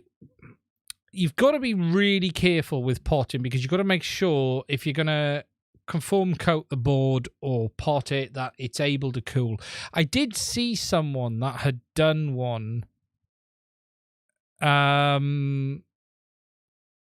did see someone who did one a couple of weeks ago, a HD0. There's lots of options. You could cover it in a rubber coating. You could cover it in glue. You can cover it in potting compound. You've got conformal coatings.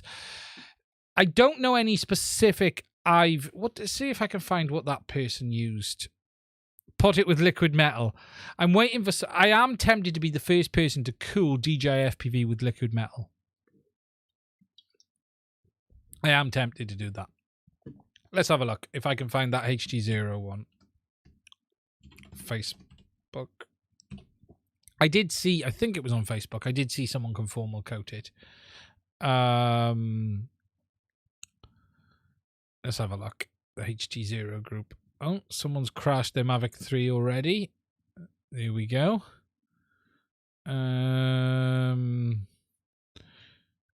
Let's just have a look.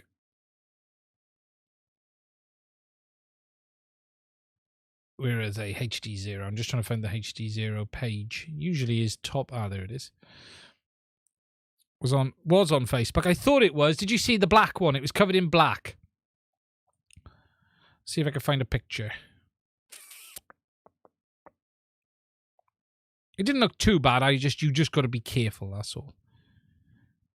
I'm just looking down the media images because there's always. I found it. So here we go. Desktop. So here we go. So this gentleman used. What did he use? Did he say?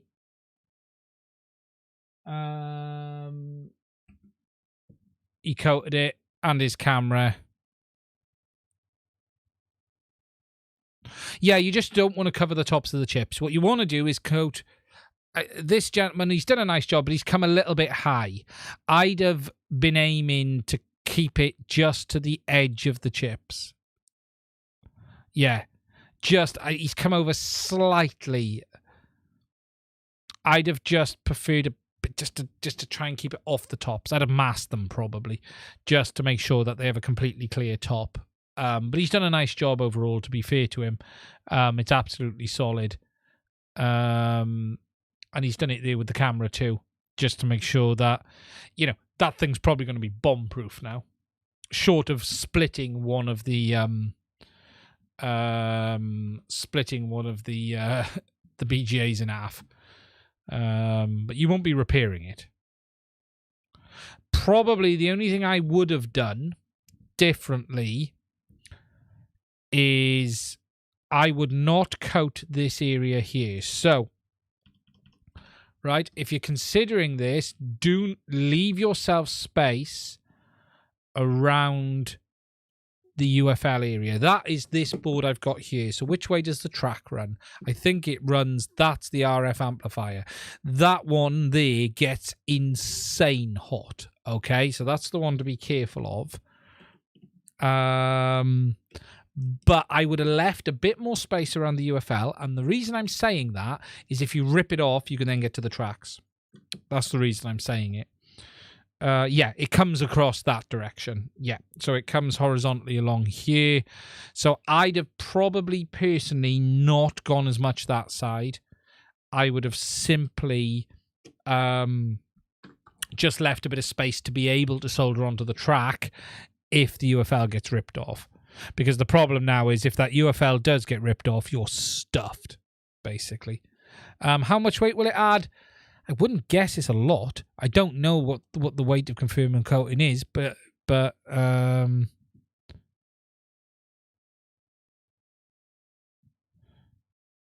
XFPV. It's not for sale. I'm just trying to catch up on that chat.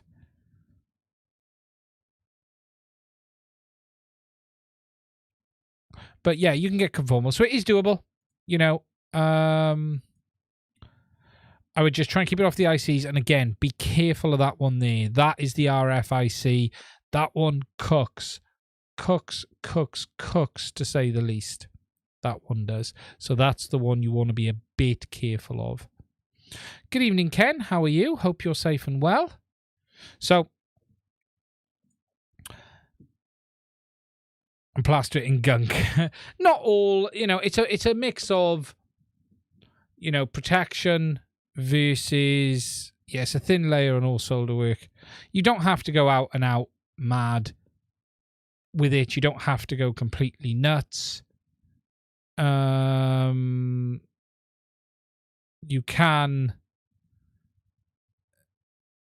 can just do a very thin coating just to make sure. Right, just catching up on the chat. We just need a windscreen wiper for the camera. Yeah, you need... My only complaint on the HD0 camera is I wish they'd have only put the logo one side because you can't tell which way around it is when you're putting it in the frame very easily. Pot with liquid metal, as Bruce says. We'll go for liquid metal. Just catching back up. It's yeah, it will certainly add some protection. It certainly will add some protection, just to make sure that. But they look like tar. But that looks like tar. Drone waterproofing, yeah, highly good idea, especially this time of year, guys. In the UK, we are. Let's have a look at Electrolube. This sounds terrible, what I'm searching for now. Someone's making me search for Electrolube. Really? Just don't fly in the rain. Electrolube. What does it look like in pictures? Let's have a look. Any pictures of it on a board?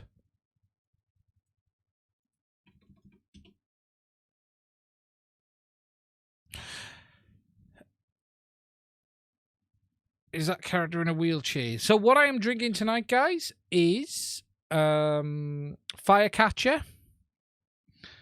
It's sort of a wheelchair stroke mobility scooter, I think. Someone asked to see the back of the beer. There you go. There's what we've got. So yeah, Firecatcher. It's quite nice.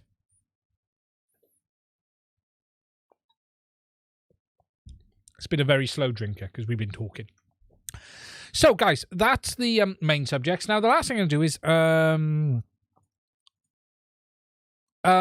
really, if you got any questions, and I'm just going to give some last thoughts before we wrap this one up on the Mavic 3, because I haven't got one yet. I haven't really made my mind up what I want to do. Now, I have today been out flying this. The Mavic 2. And I've spent a few hours with it today because the battery's flat, look. And I haven't flown this a lot for quite a while, if I'm honest. Put it over there safe. And I have to say up front, I forgot how good that drone is. I forgot how good that drone is in real world use. Just even in low light, it's really good.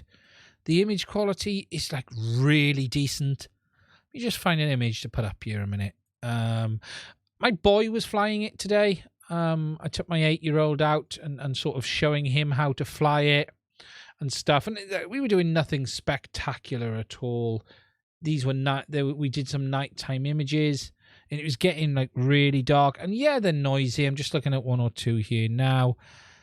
But the drone is a really good bit of gear. It really, really is. Now, there is no question that the Mavic 3 will offer longer flight time and slightly better image quality and a lot better video quality. There's no question about that. However, I do question, is the benefit on the standard model worth it? And I'm really finding it hard to decide. I really am. And I'll say this on flight time, right? I was flying, that thing flies for 20 odd minutes. It's too long.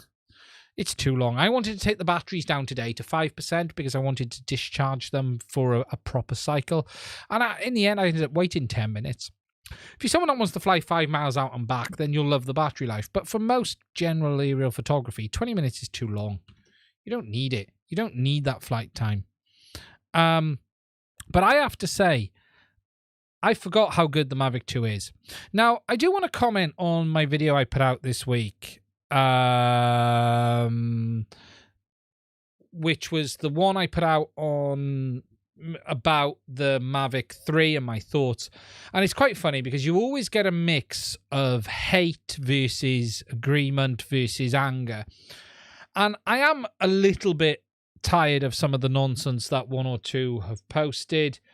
As I said, I got a bit disheartened on it in the middle of the week because I just got to the stage of when you're getting a barrage of crap over opinions, and at the end of the day, it's just my opinion. If you don't agree with it, that's fine. However, that opinion is based on a long time of use of DJI drones, and not just DJI drones, but many drones. You know, I've been around a very long time, not as long as Bruce, but I've been flying model aircraft and modern camera drones since 2014, which is a long time now. You know, I've owned pretty much every ready-to-fly drone from DJI, or used them extensively at least. There's only one or two of the little models I haven't bothered with because I haven't felt it necessary. Usually you don't have to use all that flight time. Expander, see, I take objection to that comment, and I got into an argument with someone over that. If you land one of these drones for more than 5 minutes, do not fly that battery again.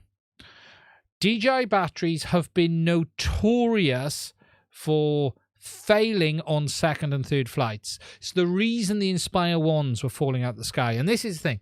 There's always a simple rule with all DJI batteries. Never refly them once you've landed. Now, I will give a bit of a proviso to that. If you land for 2 minutes and walk down the hill and then take off again, you'll be fine. If you walk for 5 minutes, you'll probably be okay. Walk for 15 or 20 minutes and you're into dodgy territory. And the simple rule is this. When DJI batteries have rested, their state of charge is no longer fully accurate. So you could fly it for 50% and think you've got 50% left, go take off, and then you will suddenly be fine for 5-10 minutes. Sorry, a few minutes, not necessarily 5 or 10. But then you can get a rapid state of charge change. And the issue is when the cells cool. If you keep the cells warm, so let's say you fly for 10 minutes and then you walk down a hill and then land and then take off again, you'll be fine. That'll be all right. The battery stayed warm. It's okay. The issue is landing and letting the cells rest. If you look back, I have made about 8 videos on DJI battery help and maintenance and performance, and I will say in every single one of them, do not use it after you've landed. It's that simple. Now, as I said, you can push it a little bit with a few minutes, but waiting for those cells to rest, game over. Now, this spans back a very long time, from the Inspire 1s that used to fall out of the sky because of it, from the self-discharging feature. You know, a classic is someone taking their battery out, they charged it today, and they don't fly, and they plug it into the drone, and they go, oh, it's at 80%. Do not fly it under any circumstances. Once that battery starts to enter the self-discharge sequence, that state of charge is not accurate. And what often happens is people go, oh, I charged it a week ago, I'll try it now. Oh, it's at 80%. Oh, well, I'll be all right. No, you won't. You are asking for trouble. And this is where we see cell sagging, voltage sagging on the cells, and the batteries getting into big problems. With any DJI battery, the simple rule is fully charged before every flight. Keep the battery as warm as possible. It's that simple. The DJI battery will warm itself to between 20 and 35 degrees in flight. That's perfectly normal. Now, I can see a lot of people getting into trouble with the Mavic 3 on this, because this is that much time now on flight time. It's almost, you won't fly that in one hit, if you get my meaning. 20 minutes on the Mavic 2 felt a long time. It really did feel a long time. This is going to feel forever. And I do feel people will get themselves into trouble with this, hand on heart. But we're going to have to see. You never know. The only thing that might save this is if DJI have managed to get the power draw down so much that it's not hitting the cells as hard. But I have over 25,000 posts on RC groups. I spent years helping people with DJI drones specifically. I've checked thousands of flight logs, as have a few other people. And one simple telltale sign was always the same. When people had failures in flight randomly, more often than not, you will see that they either took off with a partly charged battery or the battery had begun to enter self-discharge. Those were the two key issues. Now, as time went on, just to explain where they evolved, these issues started with the Inspire 1. We never saw this with the Phantom 3. Didn't really draw enough power. It happened, but not very often. With the Inspire 1, though, we started seeing people have batteries fall out of the sky. And what would happen is the cells would hit 3.3 volts. And DJI, in their wisdom, had a LVC, a low voltage cutoff in the LiPo, if the lowest cell hit 3.3 volts as a safety feature. So it would cut the power from the battery. So if you took off with a lower battery voltage and then it sagged to below 3.3 volts, the battery would turn off in flight. You can imagine the outcome on that. So they changed the firmware to stop it doing that. But what they also did, for those who owned Inspire 1s, was neutered it slightly, and they actually took some of the power away from the aircraft because it was drawing and dragging the cells down. Now, this isn't because the aircraft was drawing too much power. It was because the cells were too low a C rating. We believe they were about 10 C, and basically in cold temperatures or partly charged states, brown out, as Mark has just said, and they'd fall from the sky. And this, there are thousands of reports of this. Now, as time has gone on, DJI have evolved how their batteries work. So, for instance, they removed the LVC. They introduced the low temperature warning because temperature played a massive, massive part in that. People would take off with a battery at 80% that was at 10 degrees and go full throttle. It would hit the LVC and fall out the sky. So what DJI did was muted the Inspire 1's power output, added in the capability for the battery to stay on, and then added in the low temperature warning. So for instance, now the DJI packs won't let you take off if they're below 15 degrees, and between 15 and 20 degrees, they will warn you continuously. So the simple rule with the DJI battery, if it's over 15 but below 20, gently hover, let it sit there for a few minutes, and it will warm up. It's that simple. It'll warm itself. And it's not a heater. Some DJI batteries do have a heater on board. The Inspire 1 ones do. The Inspire 2 ones do, sorry. TB50s. They have a heater on to warm the batteries up. But this is the thing. So I do think we're going to see some issues with some of the Mavic 3 batteries. Maybe the way people are using them. Let's hope it's not the case, but it is a big possibility. But I do think this 40 minutes is going to catch some people out. But look, some of my thoughts, having seen a lot of footage, I'm really conflicted on this drone. I really, really am. On the benefits of the standard Mavic 3 over the Mavic 2. I flew my Mavic 2 Pro today. I love what an aircraft that is. What an aircraft that is. It is phenomenal. It really, really is. And what you've got to ask yourself is it worth the cost? Now, I would love, because I own an Inspire 2, I would love to get my hands on a Mavic 3 and compare the two. Not the ProRes one, but the standard one. And look at, could I now get rid of the Inspire 2? I'm actually thinking of selling my Inspire 2 anyway, because I'm not really doing any commercial work anymore. Like you do. And that's the question. There's no rush to do it.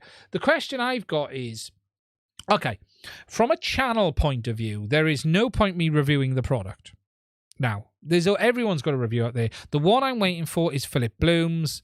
And I'm going to share a tweet he put up in a minute, and we'll talk about this as well. Everyone's been comparing everyone. Everyone's doing it. So for me is, what can I bring to the table on the Mavic 3? I haven't really been making tutorial videos for quite a while. A lot of what we've been doing recently is live streams and sort of overviews and product reviews. That's really where the last summer has taken up. I haven't done a tutorial for a long, long time. So I have looked at, is there anything I can do on the Mavic 3? Because my DJI ones were extremely successful. I've used their, extensively. But I priced it with 2 batteries. It's 2,200. Get this by make it FPV. What? So I haven't decided what to do. I do think there's a lot to like on this aircraft, and there has been a huge amount of negativity around the launch as well. And there are a number of people who think I'm wrong in what I've said, but let me show you something. Let me show you something the great Philip Bloom has said about this drone, and this is madness. Let me just find it. I posted it on RC groups. Let me just find the post on RC groups about it. And there's some really good guys who've got their hands on this now. But this post from Philip Bloom said more about this than I've seen anywhere, because it was highly concerning when you read it. Now this is let me just find it here. This is from the great Philip Bloom, and Philip is a fantastic filmographer. Now Philip wrote this, right? And I'll read it out. Let me get my camera off screen. Okay. He's replying to someone's comment. Dipole would be fine. I'll answer that in a second. This is talking about offloading footage on the Cine model, and this is one of the big problems here. So, quickest I've managed to full terabyte was 45 minutes through my MacBook M1 to another SSD. So, this is a normal type workflow. Someone did say, well, why is he offloading it to an offline SSD? Well, a lot of people will be for their workflow. So, they took him 45 minutes to offload the footage. But this isn't the gotcha. This one shocked me. Plus, it uses most of the battery to do it. I wish the SSE could be seen by the computer without having it to be powered on. I would have given up 5 to 10 minutes of flight time to have had a removable SSD, to be honest. Not swapping media when I swap batteries for safety is a hard habit to break. But yeah, please ask them to add this. And maybe develop a dummy battery powered by USB. So, here's the thing. This is the key here. You can only offload it with a fully charged battery. You cannot offload it whilst the battery is flat and charging whilst the aircraft is on. So to offload the data, because it would turn itself off, to offload the data, you need it on a battery that is fully charged. That is insanity. Now, thinking about this, you can't power it and offload it at the same time because you're powering it from the computer because it's offloading the data. So the only way to offload the data is with it connected and powered by a full battery. So you think of the workflow on this. You've been out, you've flown your day, and you've filled the SSD. That, in any chance, may be in as little as half an hour's worth of footage. Okay? So, you've charged your battery and filled the SSD. Now, you're not going to film, if you were filming continuously. If you're not filming continuously, so be it. But let's just say you filled your SSD, whatever you've taken. You've used your 3 batteries, you go home. You've then got to wait before you offload that footage for a battery to charge, which is 90 minutes, before you can then offload the SSD full of footage. So you've either got to keep one battery full for offloading footage, or you've got to wait the 90 minutes to offload. Now, let's be realistic. Waiting 90 minutes isn't a massive thing. However, it is not a workflow that will work for any pro user. It's just not a workflow a pro user will do. Come home, charge the battery, wait for the battery to charge, then connect it to the computer and offload the SSD data. It seems bonkers. It seems utter bonkers. And I cannot get my head around why they thought this was a good idea. I cannot get my head around why anyone signed that off as a good idea. Why isn't there a second USB-C port on it to allow you to power it off one and charge and take the data off it on another? That would have been a solution. You know, if you're going to go down this road, why would you not put a second USB-C on the craft to allow you to power it and then take it off? Now, don't get me wrong. We know from a pro user standpoint, the cost of batteries will be negligible, but it's just a stupid workflow. It is a workflow that doesn't work for pro users. Even semi-pro users. It wouldn't work for me, really. And you're putting cycles on a battery for taking the footage off. I know you've got to do that with internal storage, but what they should have done, as Philip has said, they should have made the drone 10% bigger and added a removable SSD. On that model, it should have been over 900 grams. Cine model over 900 grams, add an removable SSD. It just makes no sense at all to me. And it's just not a workflow I see as reasonable. You know, it's bonkers. It just seems bonkers. Why you doesn't power the SSD off USB, I don't know. That would have been even better. You know, why couldn't it just power the SSD? Takes make no sense. Yeah, that is slow, 45 minutes, because they are saying there's a 10 gigabit a second connection, which is, and it'll be 10 gigabit, which will be, is it gigabit or gigabytes? I think it'd be 10 gigabit, same as Ethernet, unless it's 10 gigabytes a second. You know, 100 seconds would be 100 gig.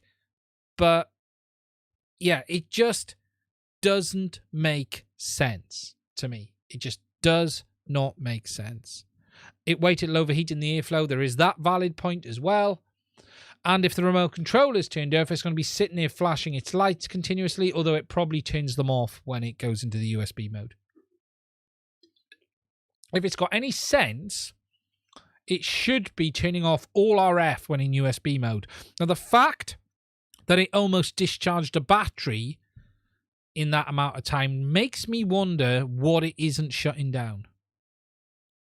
It does make me wonder what isn't shutting down. It really does. Very, very interesting. But, you know, that's my thoughts on the 3.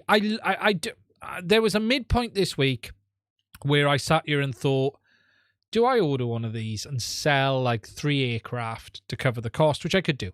I could sell the FPV drone. I could sell the Mavic 2 and the Inspire 2. And I'd probably just get myself I don't even know if I'd get enough to get the Cine, if I'm honest. But it just doesn't make sense. It just does not make sense to me. It's a weird release. It really is. And it's a workflow that isn't going to work for anyone.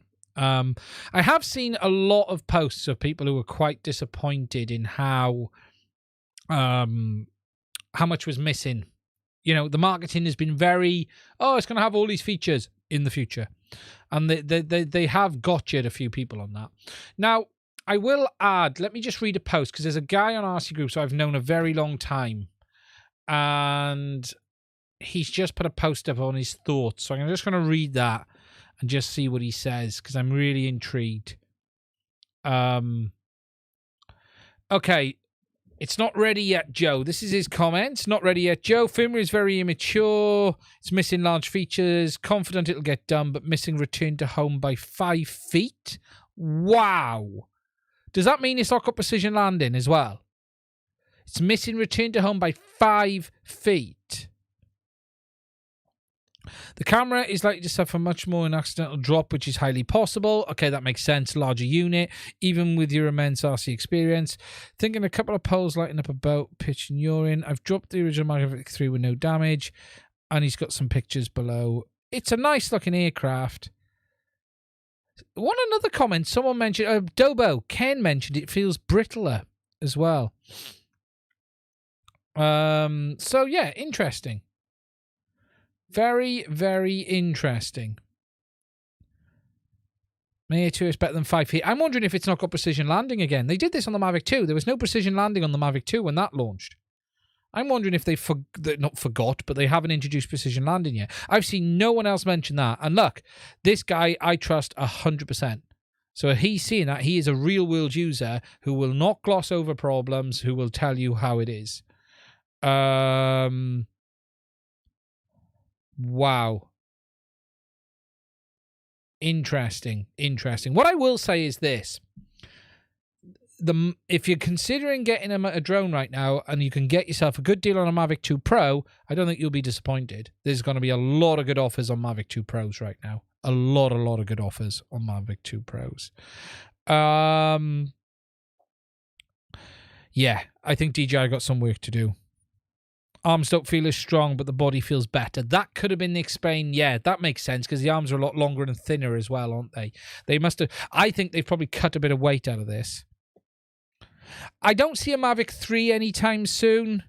Not Mavic 3, sorry, Evo 3. The information I have is there won't be an Evo 3 in the near future. But we're going to have to see. I am still tempted, but I'm finding it really hard to justify it right now and find what I can bring to the table on it. I'm still waiting for the full teardowns. And I don't know, I haven't spoken about this yet. And something else to understand is, and I put it on the community page. Let me just find that picture as well.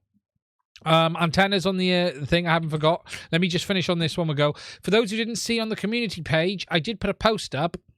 There was talk of the Mavic 3 being identical versions apart from the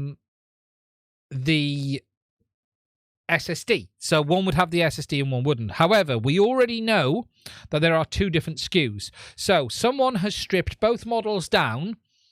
The bottom model is the SSD model that has the connector for the SSD, and the top model is the standard model with the connector removed.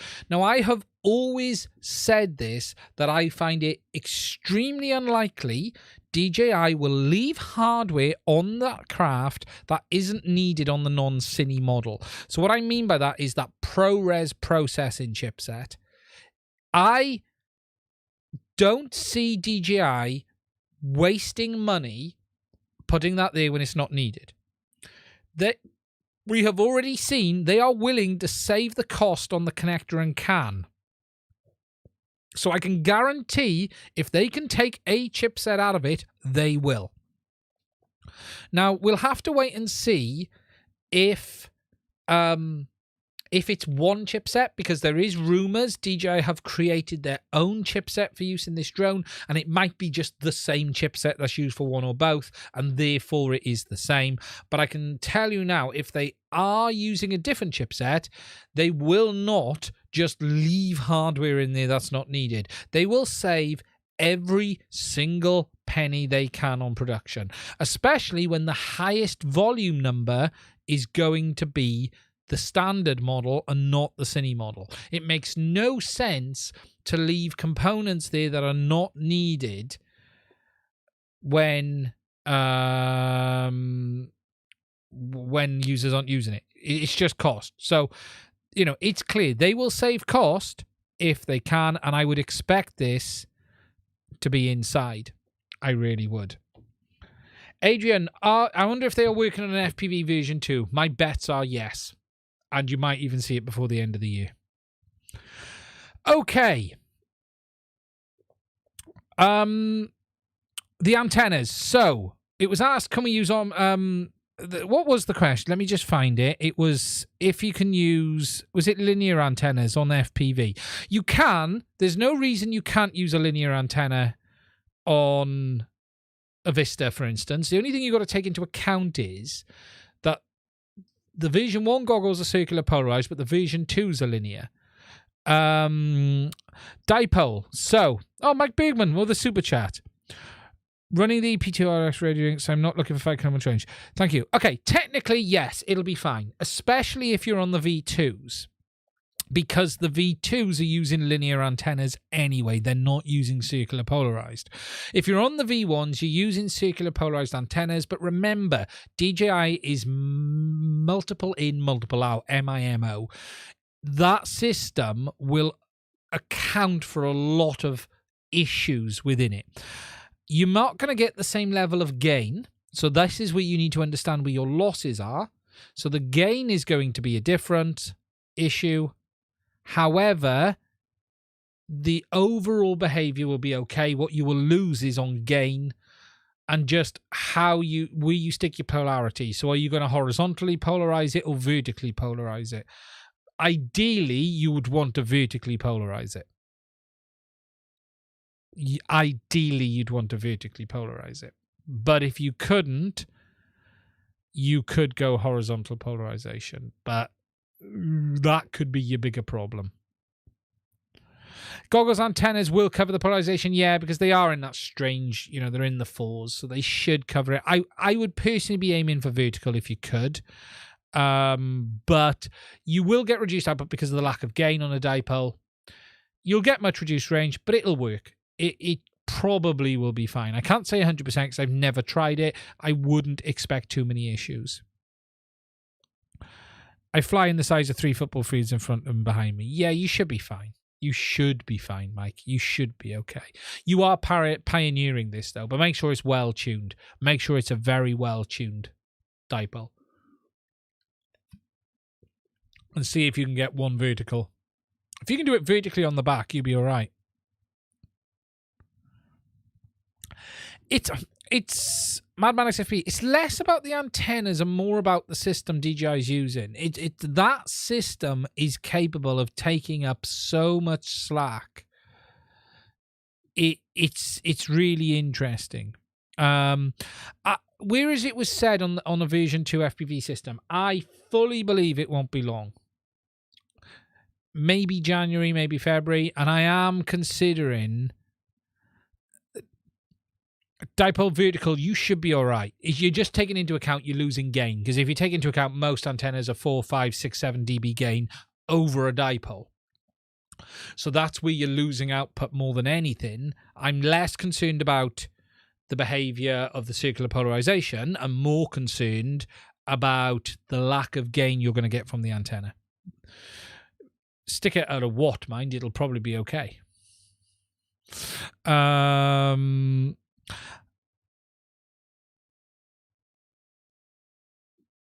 Anyone looking at playing around with antennas? Yeah, SDR software available to run a VNA people now setting up 6 gigs. That's very cool.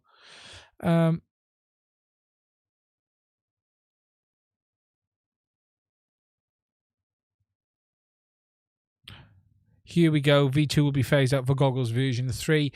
Yeah, I can, hand on heart, I think right now the FPV system is end of life. Not the FPV system, the FPV drone. Okay, so the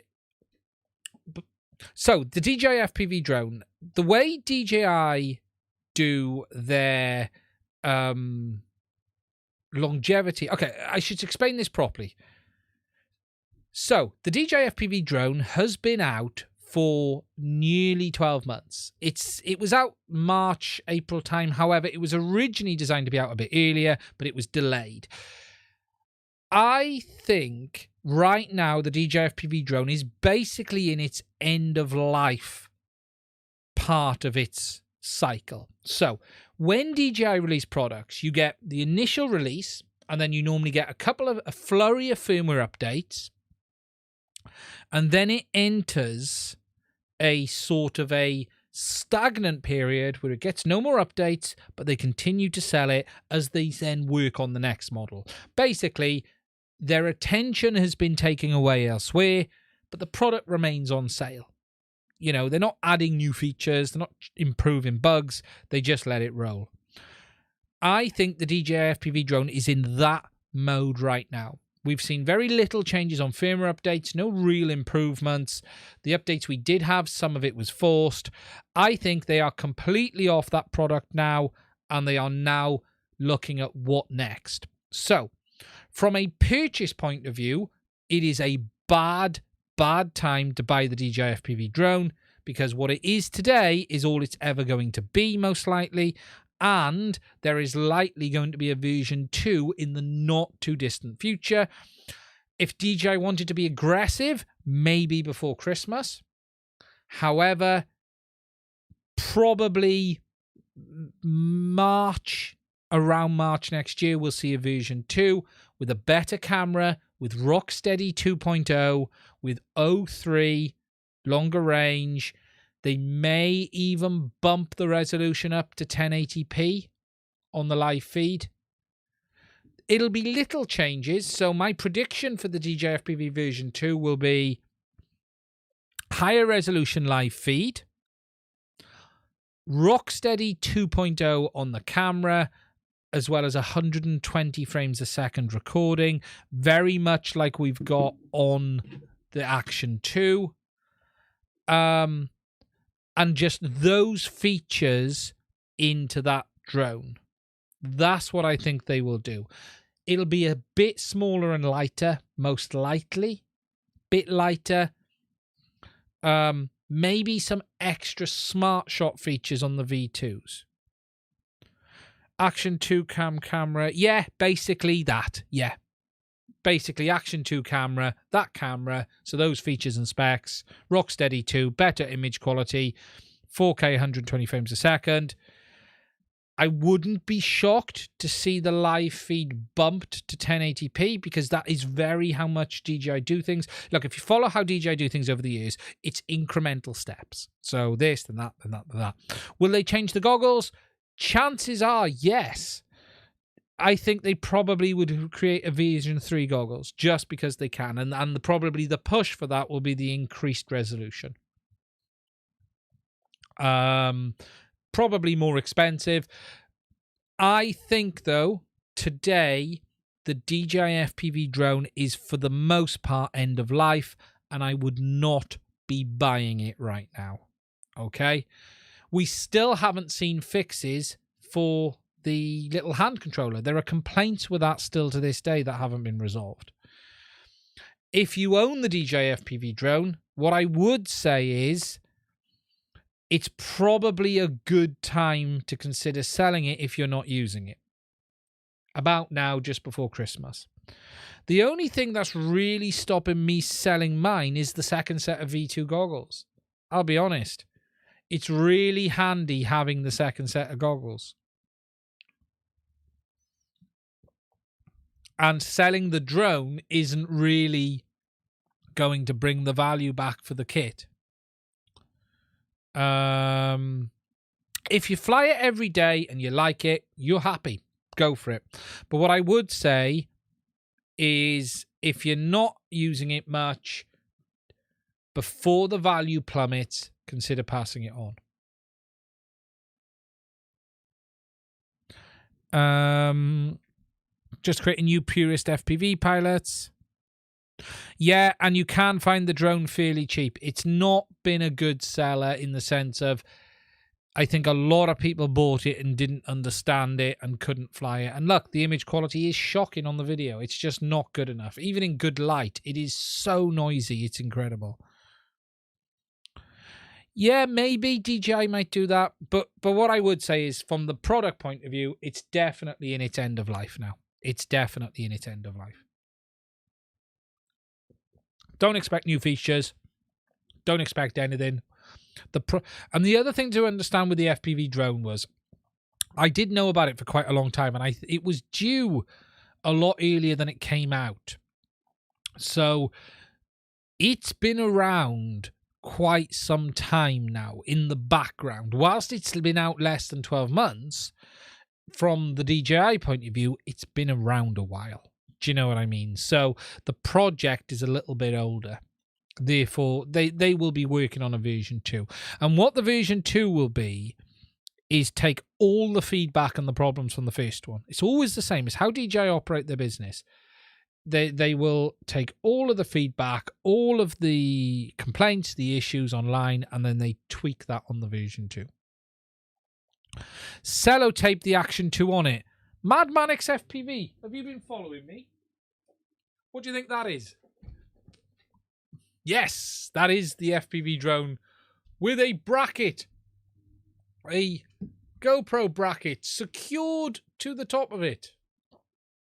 Come on, camera, focus. Oh, it doesn't want to focus. Come on. There you go. Hey, that's high quality engineering there, that is. I was afraid of snapping the arm with the tape when I wrapped it round it, if I'm honest. But I had to make sure the bracket stayed on it. So yes, I have been flying the Action 2. I'll show you something quite... I'll show you one last thing before we finish this up. Now, before we finish it, guys, if you do have any last questions, do please put them in. I'm going to share one last thing with you before we finish the video up, and I'll just show you the difference in the stabilization on the footage, because I've been working on a video on it. So let me just find it. And I know a few people have done that already. FPV drone. Horizon steady. Now, this is just to demonstrate horizon steady. All right, how do we get this full space? Playback, view.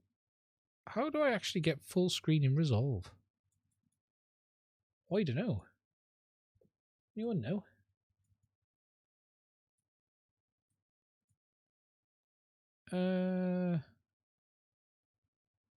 How do we actually get Resolve to go full screen? I'm trying to find. What's the battery in the Mini 2? Could they use that? It's not enough power. The FPV drone draws so much power. So, full screen window. Okay, workspace. Cinema view. Hey, I got it. So, found it. Right. Let's go to desktop. Right, this is just to show you some of the behavior. Now, this isn't actually on the FPV drone. This is on the standard FPV system, and I'm just going to show you here on the Action 2 how the horizon steady feature behaves. Oh, we need to mute that. And I'm just going to show you how the horizon steady behaves in relation. Let me just get my video off the top so you guys can see. Oh, it's not playing very well, is it?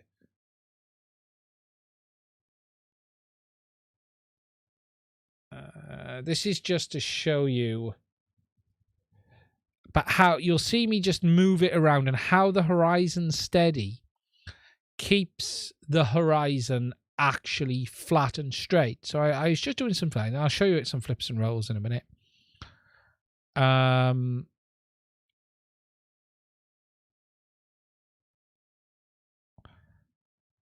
And just look at how the behavior is differently on the horizon steady versus, I might have to change the settings in Resolve just so it doesn't break up as much. Look at that, right? So a full rotation and it kept it straight, and all you saw was that wobble. Look at that. It's quite clever, isn't it? That horizon steady feature.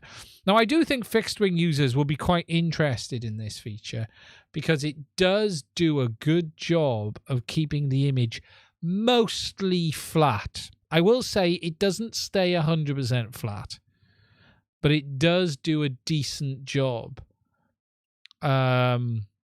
overall. It really does.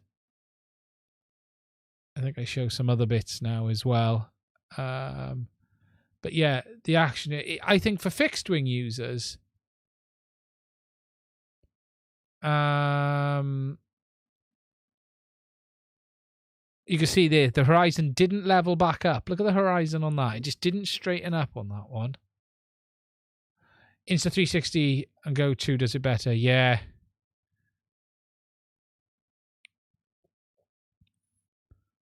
But it's okay. It's not terrible.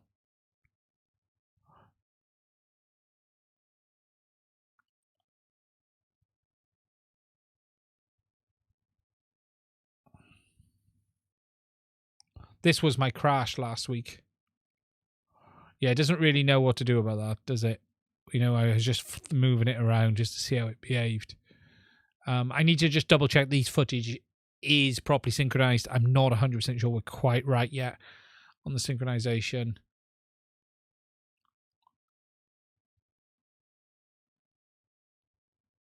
I think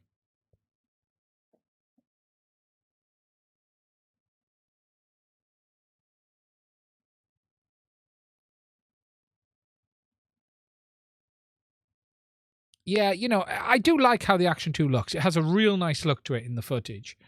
It really does. It looks very, very nice.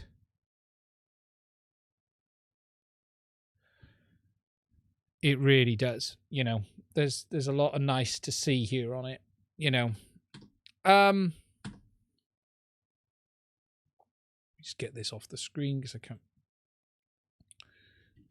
can't actually get it off. Quit DaVinci Resolve. I couldn't get out of it then. Catching on the chat, David Owens. Okay, so DJI FPV is a fun fly in the right conditions, so I won't be selling, but I don't disagree with all your criticisms. Yeah, you know, for me, the problem with the DJI FPV drone was poor image quality, and it was shockingly poor compared to what I was expecting.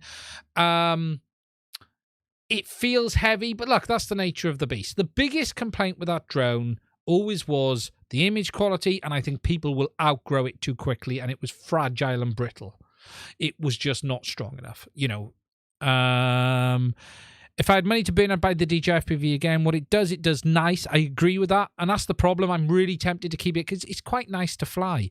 And the video image quality is unbelievable. I mean, the live feed image quality is the best FPV live feed I have ever seen. It is astonishingly good. It just is mind-blowingly good. However, the recording image quality is what lets it down.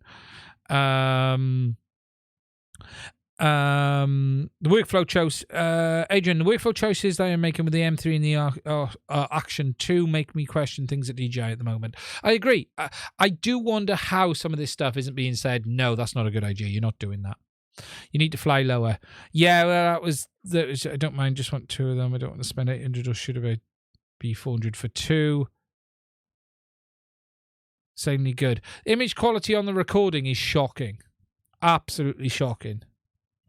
Video image quality, live feed is absolutely fantastic. It is unbelievable. It is the best live feed, and it's a combination of the image quality from the camera and the live feed. I honestly think the video recording is compromised as a result of the live feed being so good. That's my personal opinion, is that they've compromised the recording bitrate, and even the bitrate is decent, but the quality as a result. It's just shocking. But the image quality is unbelievable. It's just so clear, so crisp, so good looking. It really, really is. What's really disappointing on the video recorded to the SD card is just the amount of noise in the image all of the time. The noise is there. Even in bright daylight conditions, the image is really, really noisy. And it's like high ISO noise is what it's like. That's what it feels like. I really feel that it's like high ISO noise. That's what it feels like. Go fully into the Avic 3. We will support it till the end of the month. Go fully in. What do you mean, type? I would love to order one. I would love. I think a V2 is going to happen. Okay, someone mentioned about battery pricing. That's inevitable with DJI. They were more than I thought they were going to be, but you have to accept with DJI, you are going to get nailed on battery pricing. That's just inevitable. Just look at the Mavic 3. Vision 2 could be really good. I agree.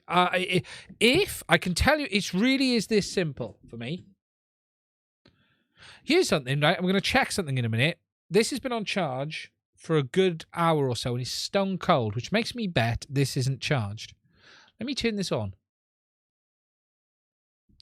I've been having weird charging behavior. So it's either fully charged and it doesn't need charging. Oh, no, it's fully charged. There you go. If they make that drone with that camera, I would be a happy man. I would be a very happy man if this drone had this camera. I'll be honest. I don't mean like that module, but that quality. OcuSync 3, swappable arms like Lego. Can I explain the difference between my $3 and $5 Patreon? Off the top of my head, no. Let me just double check what I said, and it could be wrong.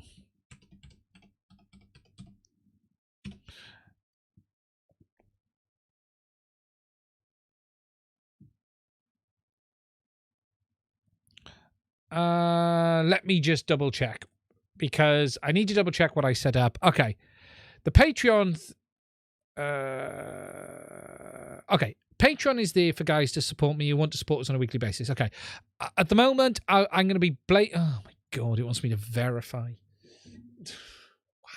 Why does it want me to verify on my phone? Give me a second. If it was me. Yes, it was me. This is my browser. Why are you harassing me?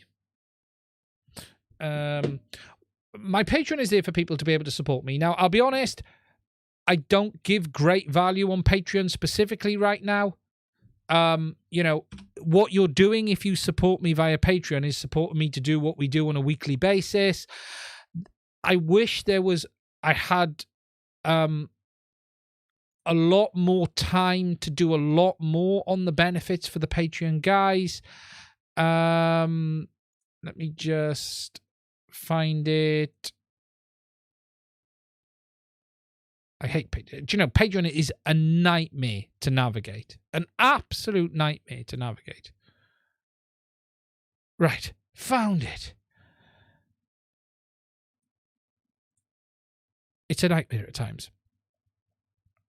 Okay, so the main benefits, status benefits I'm looking for post Patreon. See, I can't find. I cannot find my own page on Patreon.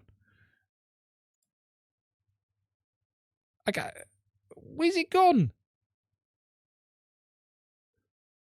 I can't find it.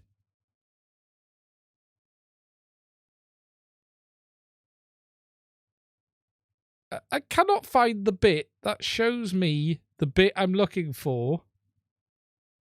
Now, I'm really lucky. We have some fantastic Patreons.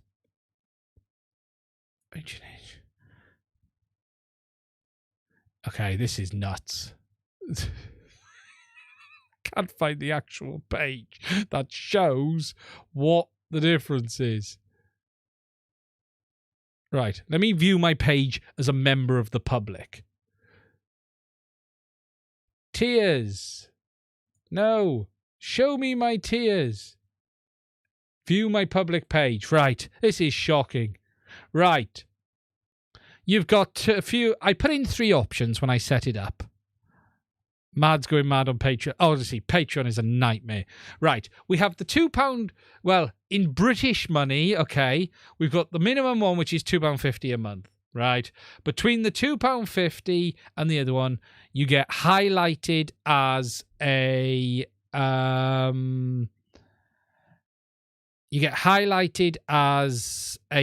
higher supporter, and further to this, you'll get access to dedicated monthly live streams where you can ask questions that I haven't actually done. So I owe all my Patreons on the £4 one a massive, massive apology because I haven't been doing it. And I'll be open and honest with you up front.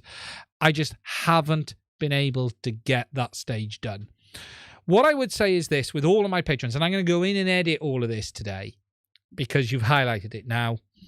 What you're doing is supporting the channel to keep us moving forward, to allow us to keep buying products, to be able to keep making content and do live streams. If you do the small amount or the large amount, I'll highlight you. I do put the names as well of the highlighted ones on some of the ends of the videos. But basically, you will find it's basically the same across the board at the moment. It is something I need to do. It is something I need to add up and sort of make more of an effort on with Patreon. We've been building it slowly over time and there's been more and more people. But basically, you're amazing if you support us on any of the values. But at the moment, between the smaller and the higher one, you're not getting any more for your money. I'm going to be completely and openly honest with you on that one. Let me just have a look what you said here. Yes, my PayPal does it daily to allow access. We do the PayPal send family and friends. Ah, right. And of course, get every... Okay, where's it? Get one on Black Friday and sell the FPV one. Coffee. I wasn't Patreon. Fix that. Oh, thank you, RC Ritter. That's massively appreciated. Got it. Thanks. Yeah, basically, Adrian, it's the same across the board. I need to change it. I'm going to edit it today and make sure I update it later on. You know, I'm not going to lie to anyone. I don't do lying. I don't do thing. Look, when I tried Patreon before and it didn't work and I stopped. So I started it again and I've had some amazing people, okay, join it.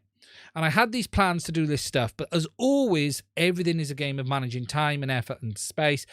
And I haven't done what I said I was going to do on the other ones. And I do owe people an apology for that. And I'll do that now because I haven't done what I said I would do. However, what I will do is make edits to that to just say, look, and what I will do is I am going to put a dedicated one in for the higher supporters now because it's been ages since I've been on that. The Patreon, I go on there, but I haven't taken full advantage of it because it's been very low level. But it has started to build up. It really has. And the income has been massively appreciated. It really has. And it's only by the people supporting us via it are we able to keep buying stuff and talking about stuff as well. But no problem on the honesty. I'll always be honest. Money well spent. Under Edge TX bin files, there's no X-Lite Pro. There's X-Lite, X-Lite S, and this. Do I use ExpressLRS? Anyone answer that for Mike Bergman? Regarding DJI-FPV, what's nobody done is a teardown to take all the parts out and put it on a carbon frame. The problem with it, Chris, is Mads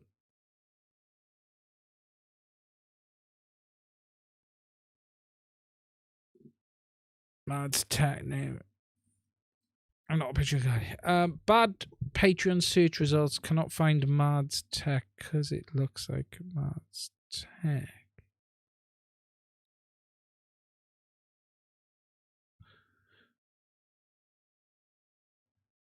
The company's on there. I need to have a look. Patreon's a weird place. Mads Tech tutorials. I do need to edit the whole thing on Patreon. The problem with converting the DJI FPV drone into a carbon frame is it's full of very delicate ribbon cables. A, you can't retune it, as Duck My FPV said. B, even if you built it, you're going to end up building a quad that looks very, very similar because the main core board is a certain design. It's just unfriendly to do it with. It could be done, but I'll be honest, it's as brittle. If the arms aren't breaking, you're going to be breaking a board. And you're not going to make it any lighter, and you're not going to make it any faster, and you're not going to make it any easier. What you've got to look at is what would the benefit be of putting it in a carbon frame? Yes, the arms won't break, but the boards will, or something else will, and that's the problem. If you get my drift, you're always going to break something else. There's always going to be something. The battery is the heaviest part of it. You know, the battery is the largest part of the damn aircraft. It really is. You know, it's a very, very... The benefits just don't outweigh the hassle factor. You know, it's designed as a very delicate animal as it is, and any changes to that, it's just not worth doing. It's just not worth doing. I see it... Because that isn't where the weight is. You know, that the weight is in the battery. That's heavy, but it's not terrible. It's why it's so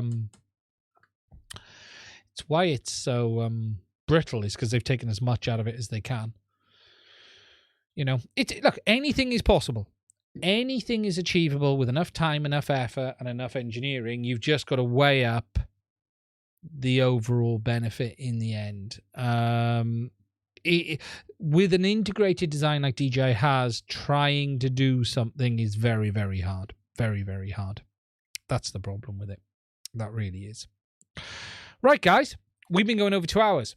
I am going to call it a night because it's been a very long one. And I want to finally say to all of you who've been watching a massive, massive thank you for spending some time with me. It's been a fantastic evening. I hope you're all safe and well. We'll be back same time, same place next week, 9 p.m. in the UK, wherever that is, wherever you are. For everyone who's watched the stream, if you're not a subscriber, please do consider hitting the button. There is a link to the Patreon. If you can't search for it, there is a link in the description. I really appreciate you spending some time. Stay safe, and I will speak to you guys again next week. Button 1. Here we go. Button 2.